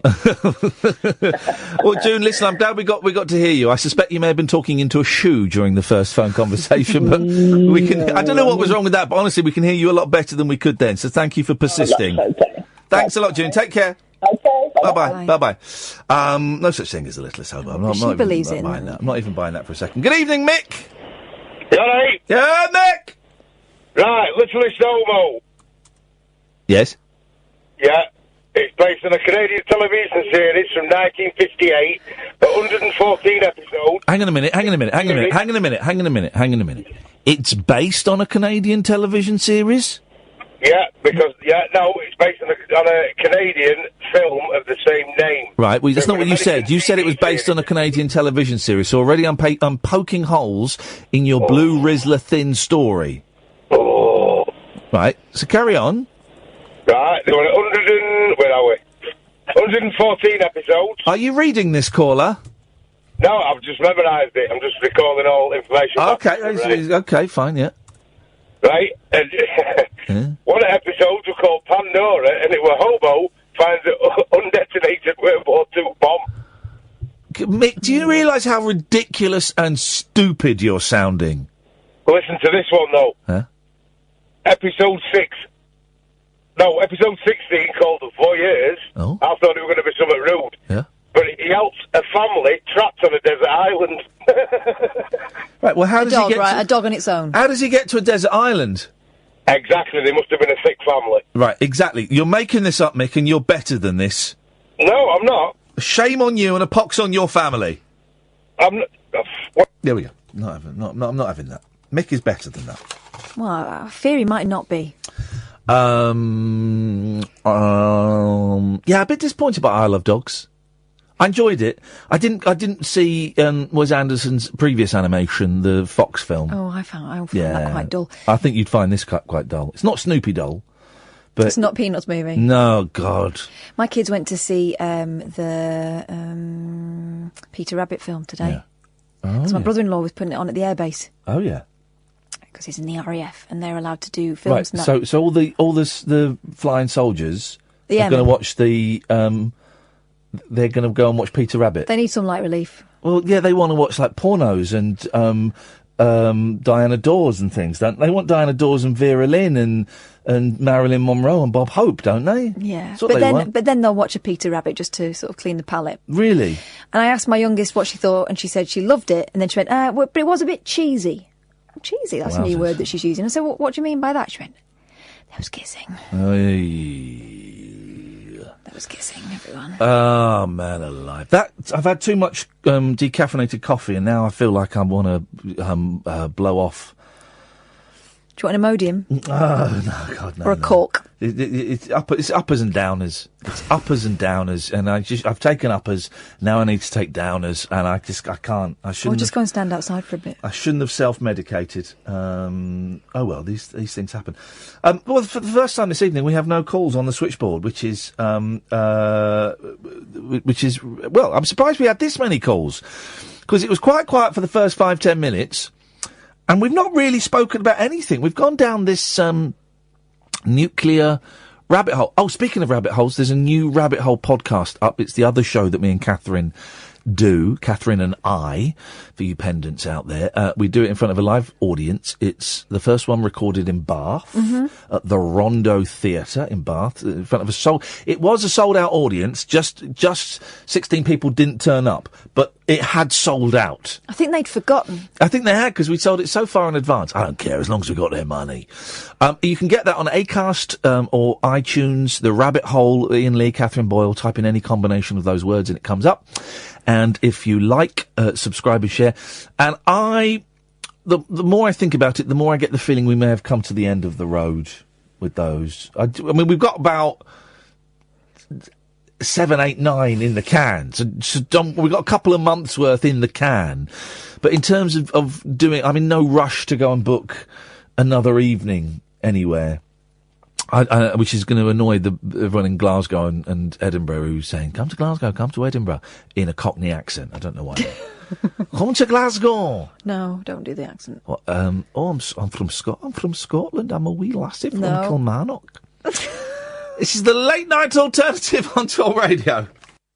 The Late Night Alternative with Iain Lee on Talk Radio. We have ways of making you talk. Okay, well, I hope you sleep at night knowing you just blown up a 12-year-old. Every man has his techniques, and they're all different.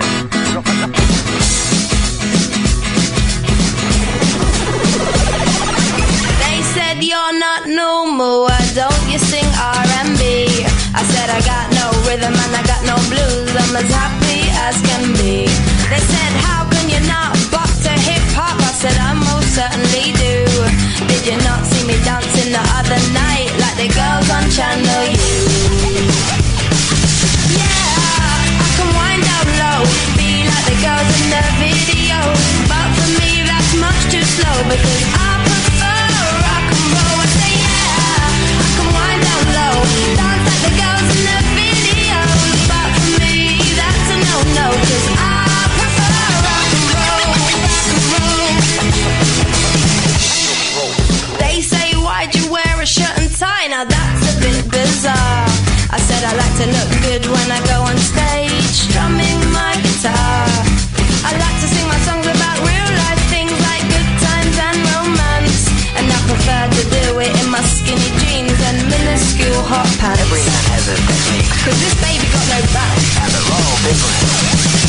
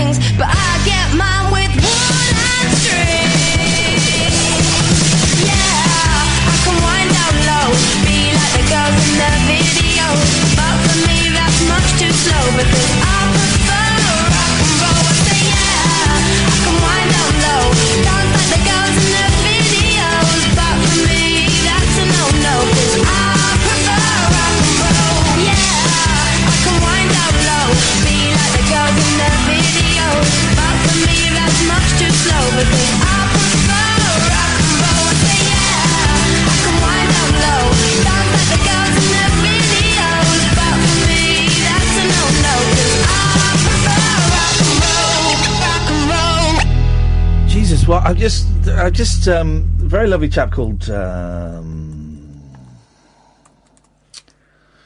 Paul. It's funny. I've got about 700 people blocked on Twitter, and Paul Filbert, who we've spoken to on the percussionist. The percussionist. Is tweeting me, and he's tweeted someone that I've blocked from the show. Right. Yeah. And so out of curiosity, I click on their thing and I go, they're talking about me. She's talking about. He's so easy to wind up. The laughing, crying emoji. On a serious note, however, the reason he blocked me initially was due to me speaking the truth about alcohol being a death sentence for some people. No, the reason I blocked you is because you're an arsehole. That's why. Because you're an arsehole and you're a weirdo and just go away. Just go away. And I look and there's all these tweets to me and you. Yeah. All these tweets to me, dude. You're blocked and. It's weird, and you don't wind me up. If anything, you make me really uncomfortable. Okay, you make me really, really uncomfortable. And you talk about being all spiritual and stuff like that. Well, making someone feel uncomfortable is not a spiritual trait. Okay, and even if that uncomfortability-ness is coming from within me, be aware that you elicit that from me, and so go away. That's not spiritual. It's not spiritual. And let that be that. Evening, Jerry. Hello. Hello, Jerry. I had a crap day. Go on, what's happened? The care home's changed to rat shit. It's just going downhill fast. Okay, what's happened? It's just, there's no staff. No. They didn't have to bloody stop the other day, no gloves, no aprons. It's crap there, so I suppose I don't want to go into it. So can I cheer myself up and sing Delilah? Yeah, go on then, go on. Just give me 2 seconds. Okay. So you'll sing Delilah. Now, which version is it going to be? Tom Jones? Yeah, no, Tom Jones. Okay, right. And the Queen version. And that's going to cheer you up? A song about a man stabbing his girlfriend to death? I come from Stoke. Okay. I saw the light of the night as I passed by the window. Ba, ba, ba. Don't encourage me. I saw the trickling shadow of love on a blind. She was my woman. As she deceived me, I watched and went out of my mind. My Delilah? Why, Delilah? I could see that girl's no good for me, but I was lost like a man to sleep for free, something like that. Heartbreak a day as that man drove away, I was waiting. This is cheering him up? I crossed the street to her house, and she opened the door. She stood there laughing. Ah! I felt the knife in my hand, and she laughed no more. Ooh, my Delilah. Why, Delilah? So before the carers come to kick down my door, forgive me, Iain Lee, I promise I not take any more. Oh, I'm afraid your time's up, Jerry. That was absolutely awful. You didn't make it to boot camp. It's a no from me. Blimey. Does Parkinson's, because Jerry's got Parkinson's, does it just make you like shit at everything? Oh my God. Does it? I think it does. I mean, like, and you nearly swore then. I thought you were going to do I said I think it does. No, before that. Because singing's terrible, although we have discovered that when people with Parkinson's sing, you can understand what's being said, because quite often you can't. But also his taste in music is abysmal. That's the biggest crime that was I don't think that's there. the Parkinson's. I think that's just Are you sure? Okay, because that would be my biggest fear would be catching a disease that would make my excellent music collection redundant. And I would just be buying CDs that I saw in service stations. And I can't live like that. Oh, that reminds me. Yeah, go on. I was listening to, John Nicholson has been standing in for Mike Graham while he's been away. Sure, why not? I'm going to say yes. I was listening to it this, was it today or yesterday? I don't know, the days blend into one without Mike. Yes. But they were talking about the Fleetwood Mac story about Lindsay Buckingham bailing and all being sacked. Yeah. And John Nicholson couldn't get into it and kept referring to, like, when Steps broke up Oh. Or when Bananarama broke up, and I thought, take it seriously, man. This is the Fleetwood Mac. John Nicholson's going to get a punch in the throat. I know. I'll hold your coat. Yeah. Well, no, I'll keep my coat on because I want to do a runner shortly afterwards because I don't want to get arrested. So punch in the throat, and I'm out. I need the coat because I've got my keys in it. Yeah. Good evening, Pablo. Hip, hip, hip, how do? Yeah, hip, hip, hip. I really need a wee, but I can't go to the toilet because I don't trust Catherine around my computer. Not because I'm scared she'll write something on Twitter. I'm worried she's going to look at my Pornhub history. Well, fair. Fair. Harsh but fair is what I type in. You said that Threads would keep me awake at night. That's the thing that's going to do it, and not in a good way. Yes, exactly. Pablo, what have you got for us this evening? Well, I heard Catherine mentioning before the news that she saw Peter Rabbit. I don't know if... I didn't see it. My kids saw it. I'm never going to see it, and that's a promise. You didn't see it at all? Oh, right. Well, there you go. No, it was just if you'd seen a bit, but obviously you didn't see it, so it's irrelevant. So. But no, I was calling in regards to the, obviously, kind of taking a dystopian turn. I'm talking about the more modern dystopia that you were talking about initially, the Jeremy Kyle's. Yes. No, it was just specifically their reliance on polygraph tests, and how just generally polygraph tests are kind of seen as like a 50-50 thing. You know, somebody who's telling the truth could be nervous when telling the truth, and somebody who's telling a lie. Well, I was watching this the other day, right, Jeremy Kyle, and the fella was adamant that he hadn't done it. He was adamant, right, and it wasn't the usual kind of slack-jawed, oh, I've never done it. He was like, no, I didn't do it. It was like, and Kyle's really laying into it, going, well, this is the polygraph. The lie detector has said you've done it. And I'm thinking, yeah, they're not 100%. Otherwise, we'd use them in courts of law. There is a chance, actually, that this bloke's life is being destroyed because of an incorrect lie detector reading. There is a very, very strong chance of that. Yeah, well, I mean, it's basically the polygraph really does test his nervousness, really. So you could be the best liar in the world and get away with it, and you could just be a bit of a general nervous disposition anyway, and you'll flunk everything. And it's specifically that when they do fail the lie detector test, it's basically 100% definitely. Yeah, that's it. It said it now, so you must have done it, and then the crowd get involved and all that. And it's just, I've seen a couple of instances where I kind of did believe the person who'd been, here's the thing, right? They get. I think some of the people on there get paid about 150 quid. I think, right, which is a lot of money.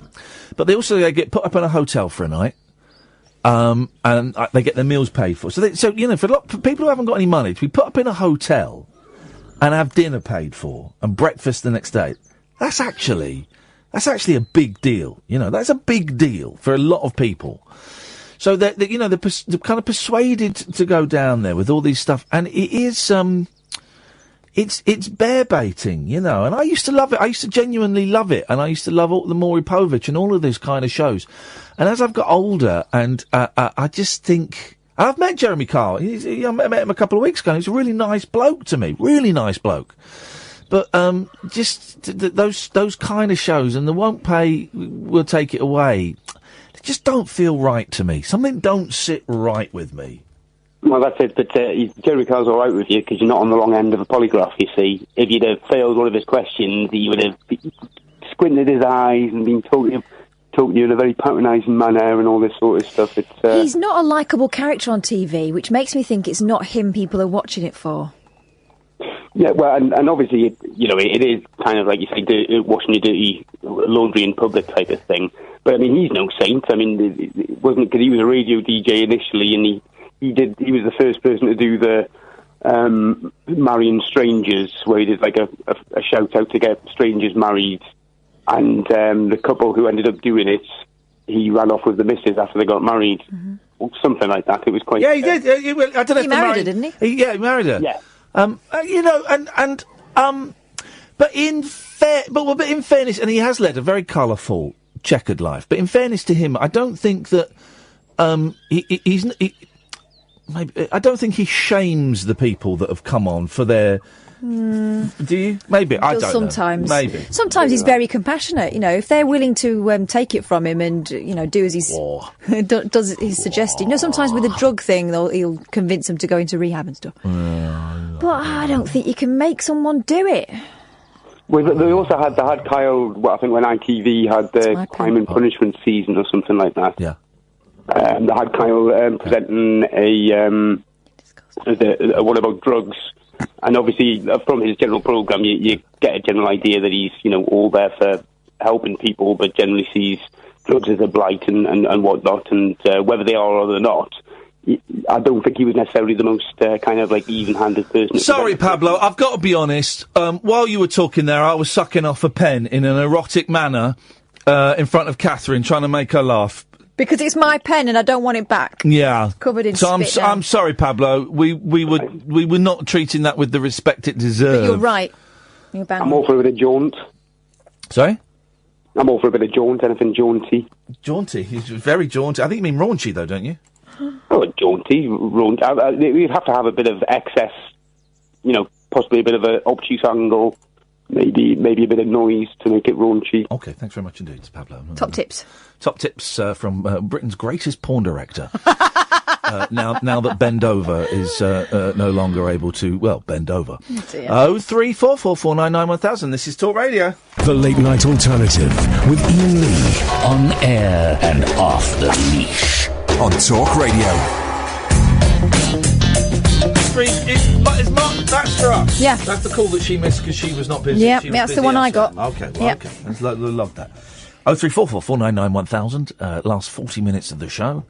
Here until 1 o'clock. Then it's Thursday, isn't it? Yeah, so Paul Ross is on tonight between 1 and 5. What have we been speaking about? Video games, Superglue, Isle of Dogs, nuclear movies, Littlest Hobos, Can't Pay, We'll Take It Away. All kinds of stuff. It's been quite bleak, I'll be honest. Very, very bleak chat this evening. Depressing. But, deal with it. Deal with it, guys. Deal with it. Let's go to Mark. Good evening, Mark. Hello, Ian. How's it going? I've got terrible indigestion, but apart from that, I'm on top of the world. Good to hear. What I'm phoning about is post-apocalyptic movies. PAM, yes, Pam. Hey, I saw Dr. Pam today. Did you? Yeah, I did. She wouldn't kiss me.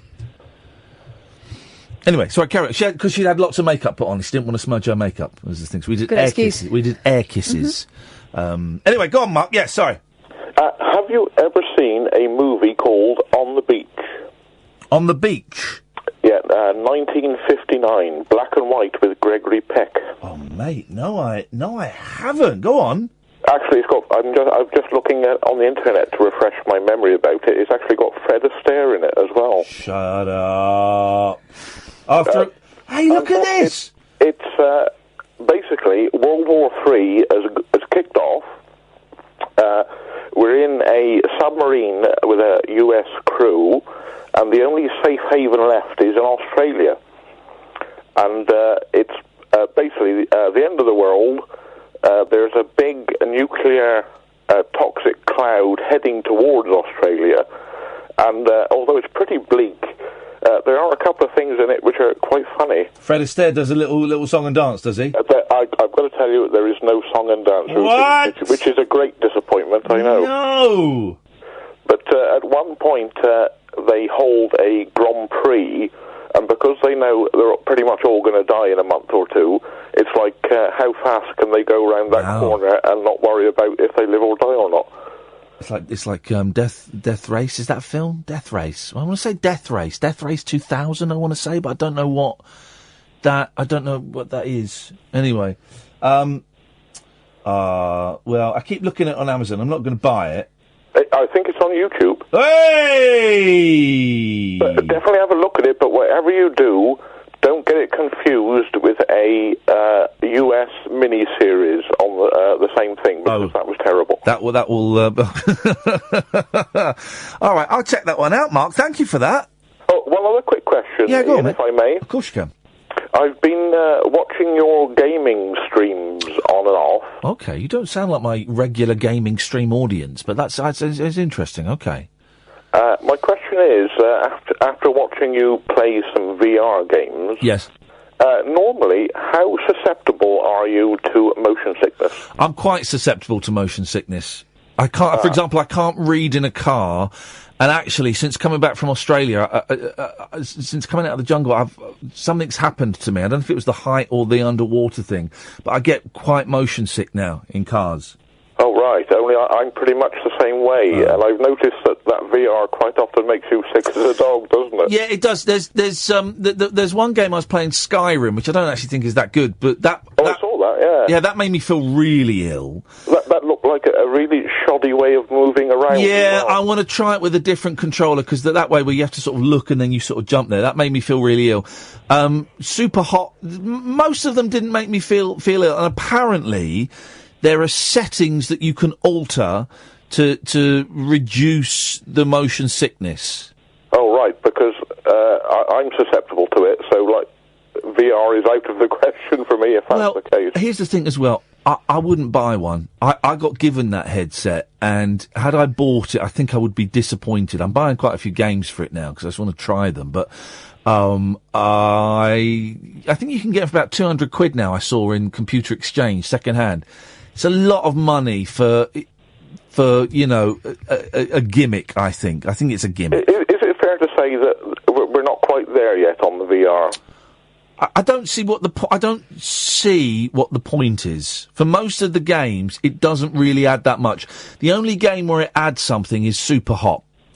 But no, that did look great fun. Yeah, that was great fun. None of the others so far, you know, it's a gimmick. All right, I shall take VR off my Christmas list. Take it off your Christmas. Wait till it comes. Wait, you know, after Christmas they'll knock it down to £100. Get one then. Sounds reasonable. Mark, thank you very much. Take it easy. Cheers, ta-ta. Take it easy. He was a laid-back dude. People online are suggesting it might be David Quantick. Did sound quite a lot like him. It did sound like David Quantick. Yeah, it did. We have a mysterious anonymous caller. Yes, hello, mysterious anonymous caller. That's you.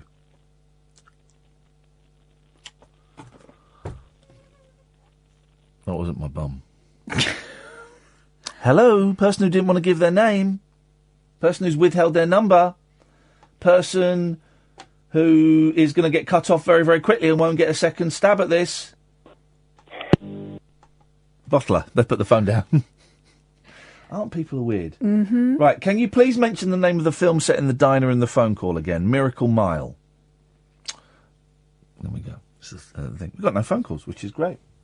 Oh. 03444991000. Now, for some reason, I didn't read... For some reason, the Star have got a thing about Kit Kats. Let's have a little look why. Kit Kats. Chocolate lovers are about to get... Is this an advert? No, this is a story. Chocolate lovers are about to get a new pink version of their favourite Kit Kat bars. No. The latest incarnation of the popular snack will have a rosy colour thanks to chocolate made from the ruby cocoa bean. James Moore has put together 20 fab facts on the big selling bar.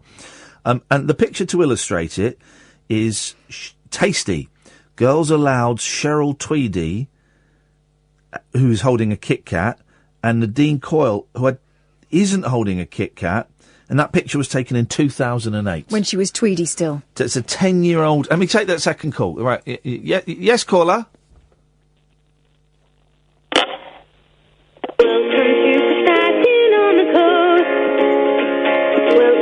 Spending days with your family by the seaside, surrounded by hillside evergreens. Prettiest town that I have ever seen.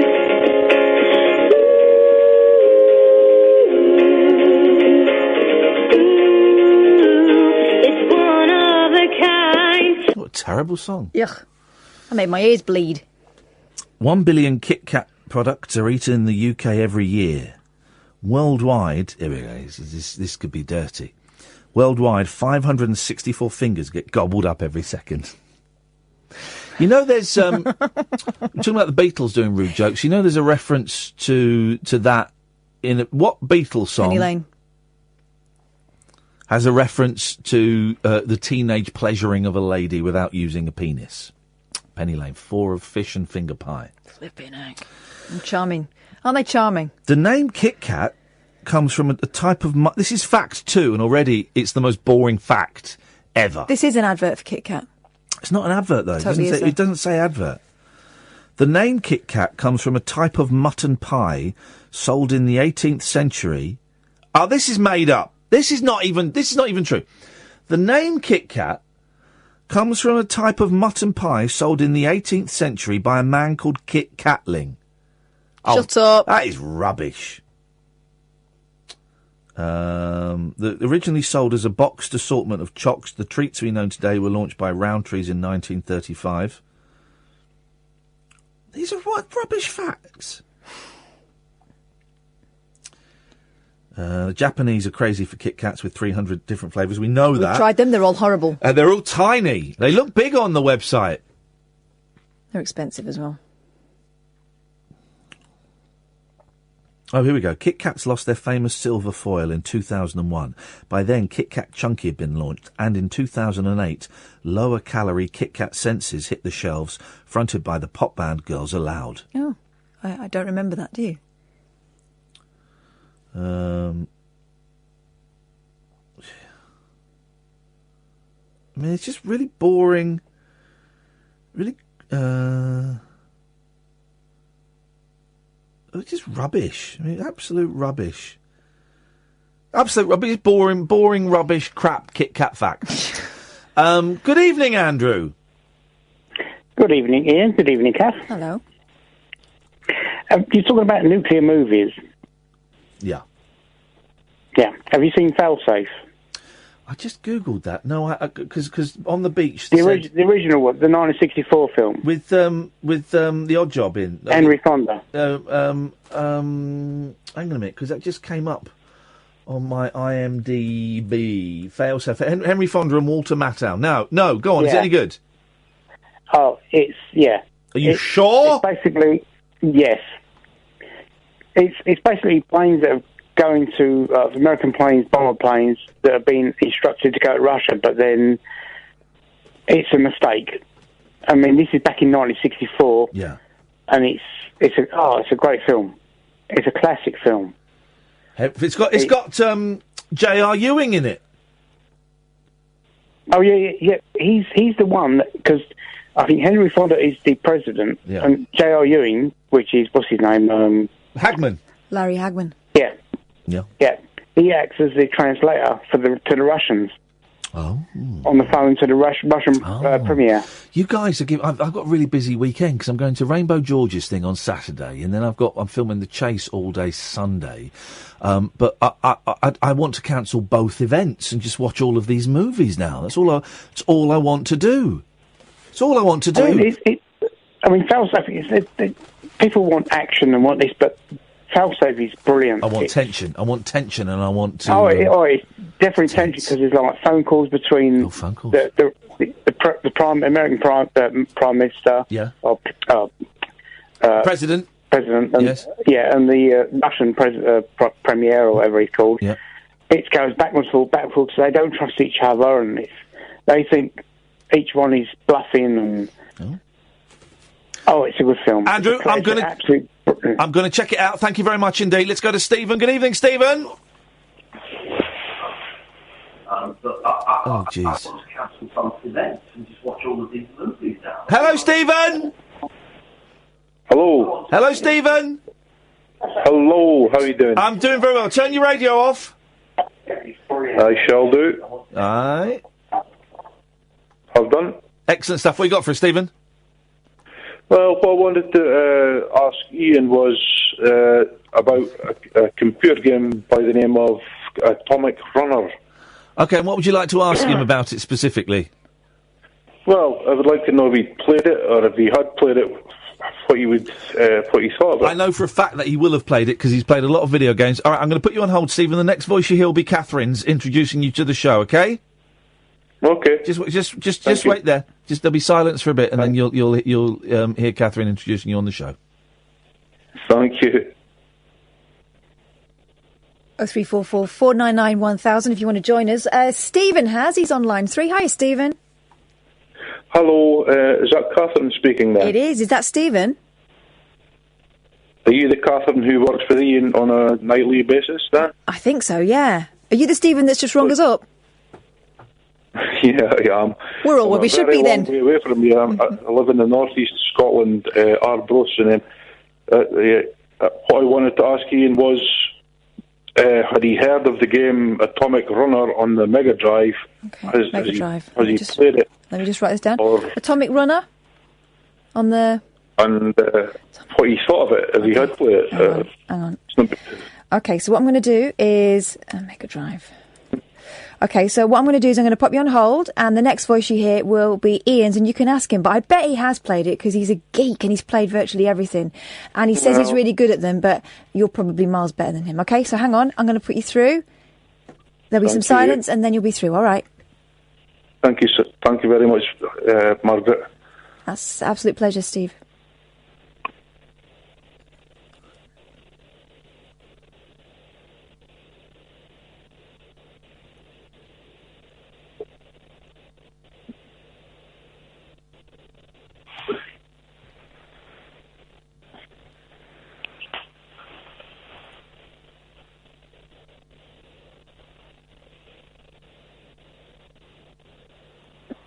Okay, so what I'm going to do is I'm going to... Thanks for that, Tony. Let's go to Stephen. Good evening, Stephen.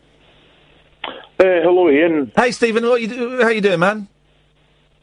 I think I'm doing okay. I was actually... You were talking about computer games earlier on. So Yeah, love them. Love them. I've played them all. Every computer game known to man, I think I've played pretty much every single one. Do you think so? I think so, laddie. Well, can I run this game by you? It's the one called Atomic Runner on the Mega Drive. Atomic Runner on the Mega Drive, you say? Well, I know it was on the Mega Drive. It could have been on other consoles. I'm not sure, but have you played it? Of course I've played it, yes. You tell me the truth here. What? Why would I lie to you, Stephen? Why would you tell? Why would you lie? Why would I lie? Okay, describe the format. Well, he's testing me on computer games. Well, it's all kind of like Chernobyl, isn't it? It's a long time since I played it. It's all kind of Chernobyl, isn't it? Chernobyl's absolutely got nothing to do with Chernobyl, no. No, but in as much as it's like post-apocalyptic. I would say no. It's pre-Stone Age, actually, or something like that. Yeah, you would say that because there's Egyptian. I know there's Egyptian things and bits and pieces in it.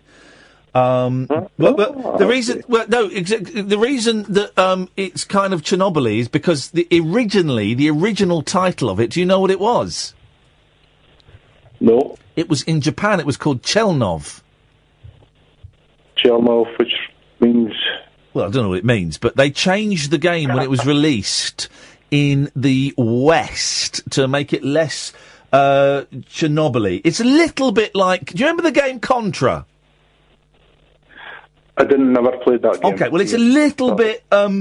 it's a little bit like that. The vital difference here is that the game's tiny protagonist can't stop running.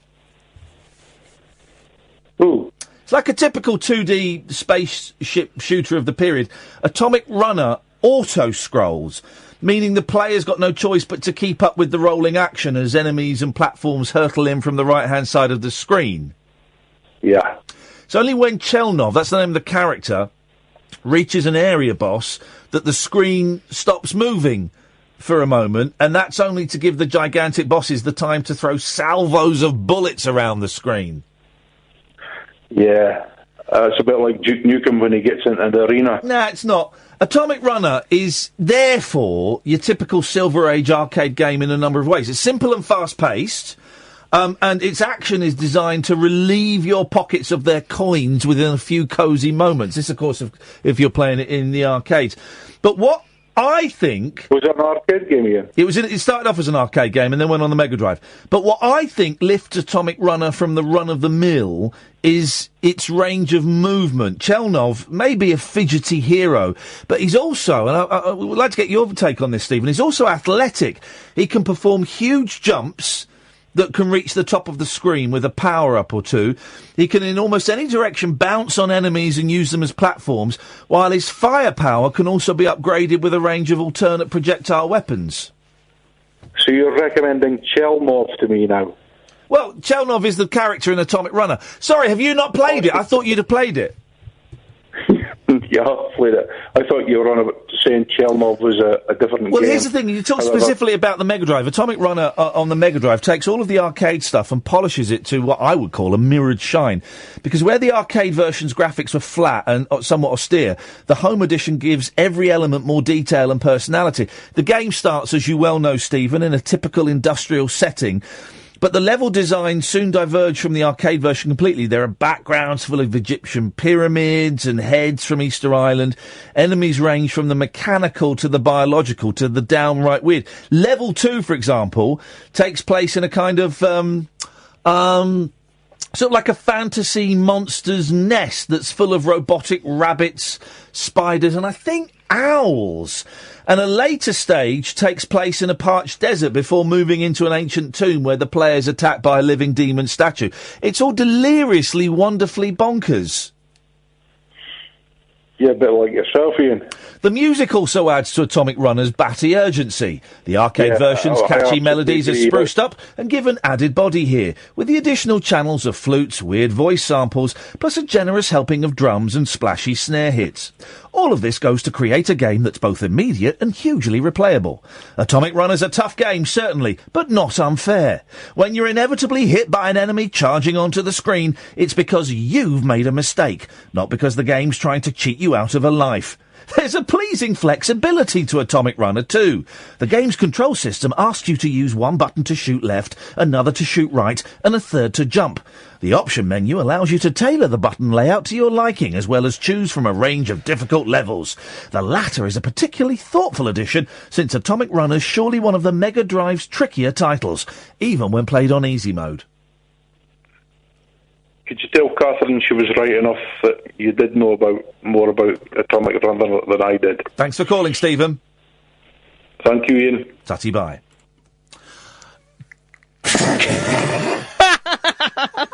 I kind of love him, though. I don't know why that's made me laugh so much.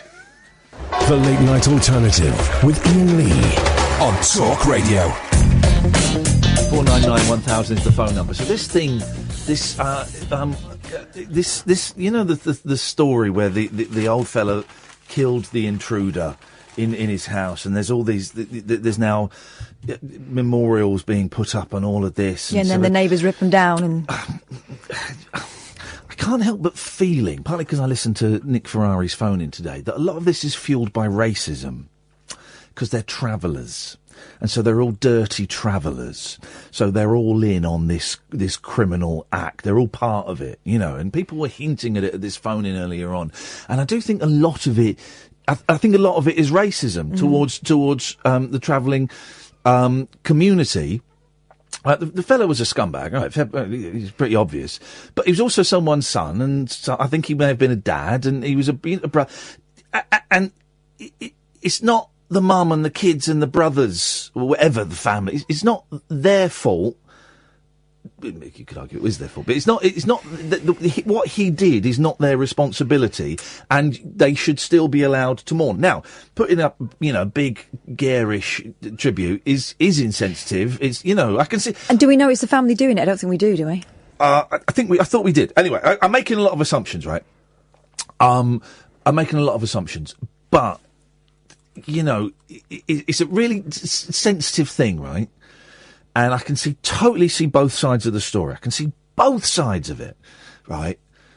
Let them put them up for the week, and then, give them a week, and let them get taken down, because taking great glee, as this gentleman is doing on the front page of all the newspapers, and I saw the shot, this fella who looks like Terry Pratchett, I saw the shot from the other side, and there's 30 photographers and cameramen all bunched up, 30 of them, getting a picture of this fella ripping them down and smashing them all up, all these flowers, and stamping on them and all of that, right? And I get that, you know, this old boy's now, you know, they can't go back to their house because they're terrified, and they've been threats have been made against them, and seeing this is going to be a reminder of what must have been an horrific experience for this old boy and his missus. You know, you can't begin to imagine what that poor bloke and his wife have gone through in terms of the actual robbery and the aftermath of him defending his family and his property. Right? You can't, I'm not, you know. But this is such a tense situation that could kick off at any moment. Let them put them up for a week. Let them put them up. Let them put them up. Have the funeral, and then take them down. Don't you? I mean, that. I'm not a fan of the roadside memorial anyway. I think that I think they're not. I don't like them. But let them do I think it's been handled terribly. Yeah. I can understand why the neighbours don't want it. Oh, of course. Oh, I wouldn't want it. And that poor guy, I'm assuming they're never going to be able to go and live there again. No. The other thing is that from a security point of view, it's marking it out for all and sundry, and there are people that are making threats to this family. Yeah. This old. But we know. guy. I know. It's in Erith, isn't it? Wherever. Anyway, Hither Green isn't Erith. It's in Hither Green. I could find it. Yeah, but some knucklehead might see it and decide that they're going to do something. Do you know what I mean? It is a marker, isn't it? I just think let them put them up for a week, and then you know, kind of, because I think a lot of the anger about the display is fueled by racism. I think it's fueled by racism. Anyway, I wouldn't want it in my street, but I wouldn't. I certainly wouldn't want any of the thing that happened. I wouldn't want street. nothing. I wouldn't want none of it. But I certainly wouldn't go around ripping it all up. Trev says, so have you or have you not played Atomic Runner? Never heard of it, mate. Never heard of it at all. We've got 11 minutes, 12 minutes. Got no phone calls. Person who's phoning from a withheld number, I don't think so, because I've got a suspicion who you are. So I don't think so. Because I'm so easy to wind up. So don't bother. Oh, good news! Good news. You'll like this one, Catherine. A swell end for bellend. Rude road sign to stay. Locals, remember we did this story? Yeah. Locals have won a battle to keep Rude Road name Bell End. Some had launched a petition to get it changed, which was signed by 207 miserable souls. But more than 4,800 backed counter-petition, leave the historic Bell End alone. Just reminded, apropos nothing, Paul Ross will be on at 1 o'clock.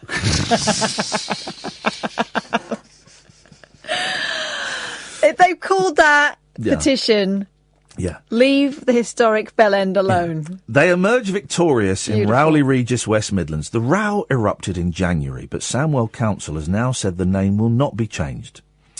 Counter-protester Linda George, 64, said Bell End is just a modern interpretation of a historic street. We understand somebody fairly new to the road started their petition as soon as they moved in and put notes through doors. A killjoy. Everyone's attitude was, why did you move here? You knew what it was called. The council got in touch with me and said there's no plan to change.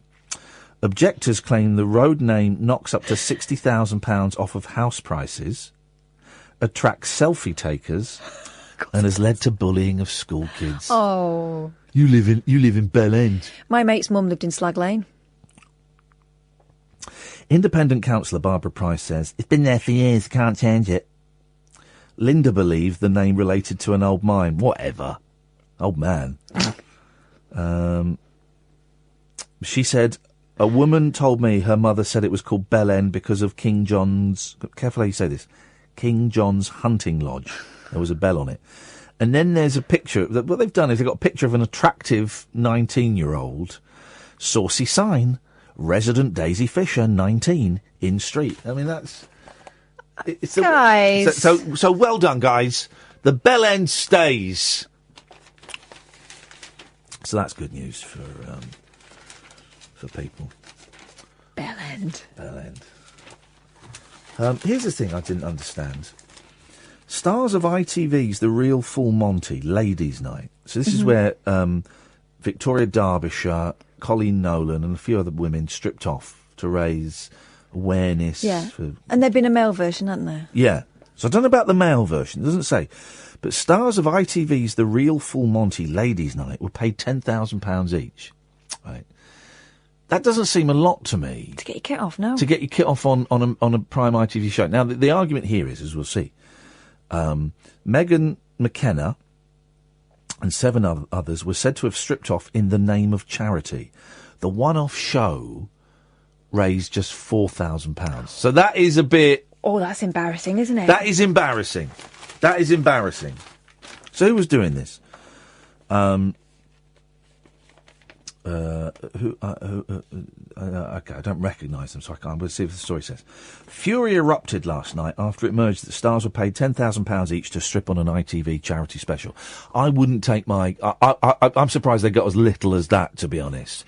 But a big ITV show where you're stripping off in front of an audience, you don't see the pudenda, but you see bums and boobs, right? Oh, no. So I would have thought more than 10 grand. It was also, and I didn't see it, but I did talk about them on Good Morning Britain. I talked about the male version, and I know in the male version, I'm pretty sure about this, they also talked about checking your balls for cancer, right? So they also, so it wasn't solely about raising money, it was also about raising awareness. Okay. And about checking, and I think there was like a video on how to check yourself or something, which is, I've kind of guessed through much trial and error. But it is, because people still don't, So I think it was about that as well. Fury erupted last night after it emerged that stars were paid 10 grand each to strip on an ITV charity special. A TV source said viewers were made to think The Real Full Monty Ladies' Night was all about raising awareness and funds for breast cancer. While it did raise huge awareness and encourage viewers to check their bodies, a host of the stars took a massive payday in the name of charity. It's pretty appalling. This is a TV source, so they've made this up. It's pretty appalling that this wasn't made clear to viewers. Well, I assumed they were getting like 15, 20 grand. I assumed that. Yeah. Fans will be furious that they pocketed such huge sums. Well, no, I think most people will be furious that the charities didn't get more money. Yeah. The recent one-off show featured an 8-strong group led by Loose Women's Colleen Nolan, 53, performing a routine and taking their clothes off. Towie star... Oh, here we go. Megan McKenna, 25. Ruth Maddock, 74. Former Liberty X singer Michelle Heaton, 38. We don't need their ages. Presenter Sarah Jane Crawford. Journalist Victoria Derbyshire. Emmerdale's Sally Dexter and comedian Helen Lederer took part. Each has a link to cancer. And they got paid 10 grand. I don't see... I think it's embarrassing it didn't raise more money. And what's gone on there? Well, should I say I'm doing the chase at the weekend, right? For charity. My charity is going to be the Samaritans. I don't know if that's meant to be a secret or not, but my charity is going to be the Samaritans. It's me and 3 other people from the jungle, and we're all raising money for a different charity. And I guess that your total is split 4 ways. I guess. I don't quite know how it works. I'm getting paid. I'm not getting paid 10 grand, but I'm getting paid quite well out of it. But the idea is, I've not really got an objection to people getting paid, especially to take your clothes off. Yep. Especially to take your clothes off.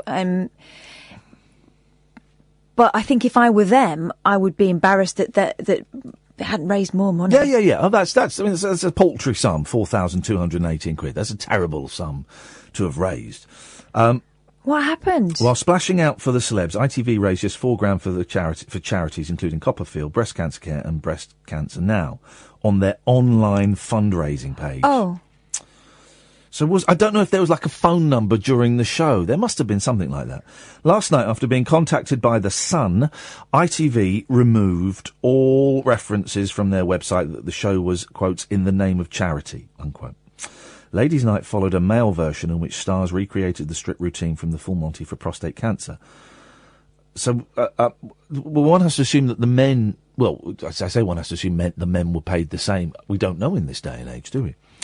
An ITV spokesman said the real Full Monty show's focus and aim was raising awareness about cancer and encouraging people to make vital health checks. They clearly weren't television charity fundraisers. He added they were ITV's most watched factual shows. I do think this is the Sun are trying to catch people out on a technicality, really. This is a front page story, and it doesn't feel like a front page story. They wouldn't have a show if they didn't have known faces and known bums involved. People putting their reputations and their bodies on the line that you recognise. If it was Joe Bloggs doing it for nothing, they wouldn't have the potential to make the money. But the scandal is they didn't make more money. Third paragraph from the end. There is no suggestion that any of the celebrities have been involved in wrongdoing. No, but it's a front page story. Exclusive charity row, the full bounty. Monty stars 10 grand each. It's just a bit mean. It's a bit mean. There must be more to it. I can't believe it only made $4,000. It says $4,000 on the online thing. Were there other ways of raising it? Was there a phone number? Was there texts? I just think the ITV knows how to do its stuff better than that. Don't you? Yeah. Angel's angry. Sorry, I was distracted. Talking about the burglar that was killed. Him who got stabbed deserved all he got. Dad or no dad, the scumbag was not thinking about his kids when he was burgling. I'm not commenting on that in one way or the other. You know, I'm not commenting on that. You did actually say that what he was doing was wrong, and you did call him a scumbag for it. Yeah, that's but that's not even up for debate. You know, the point I was making was, you know, his family grieving. His family are grieving, and you know, my dad, you know, wasn't the most moral of people.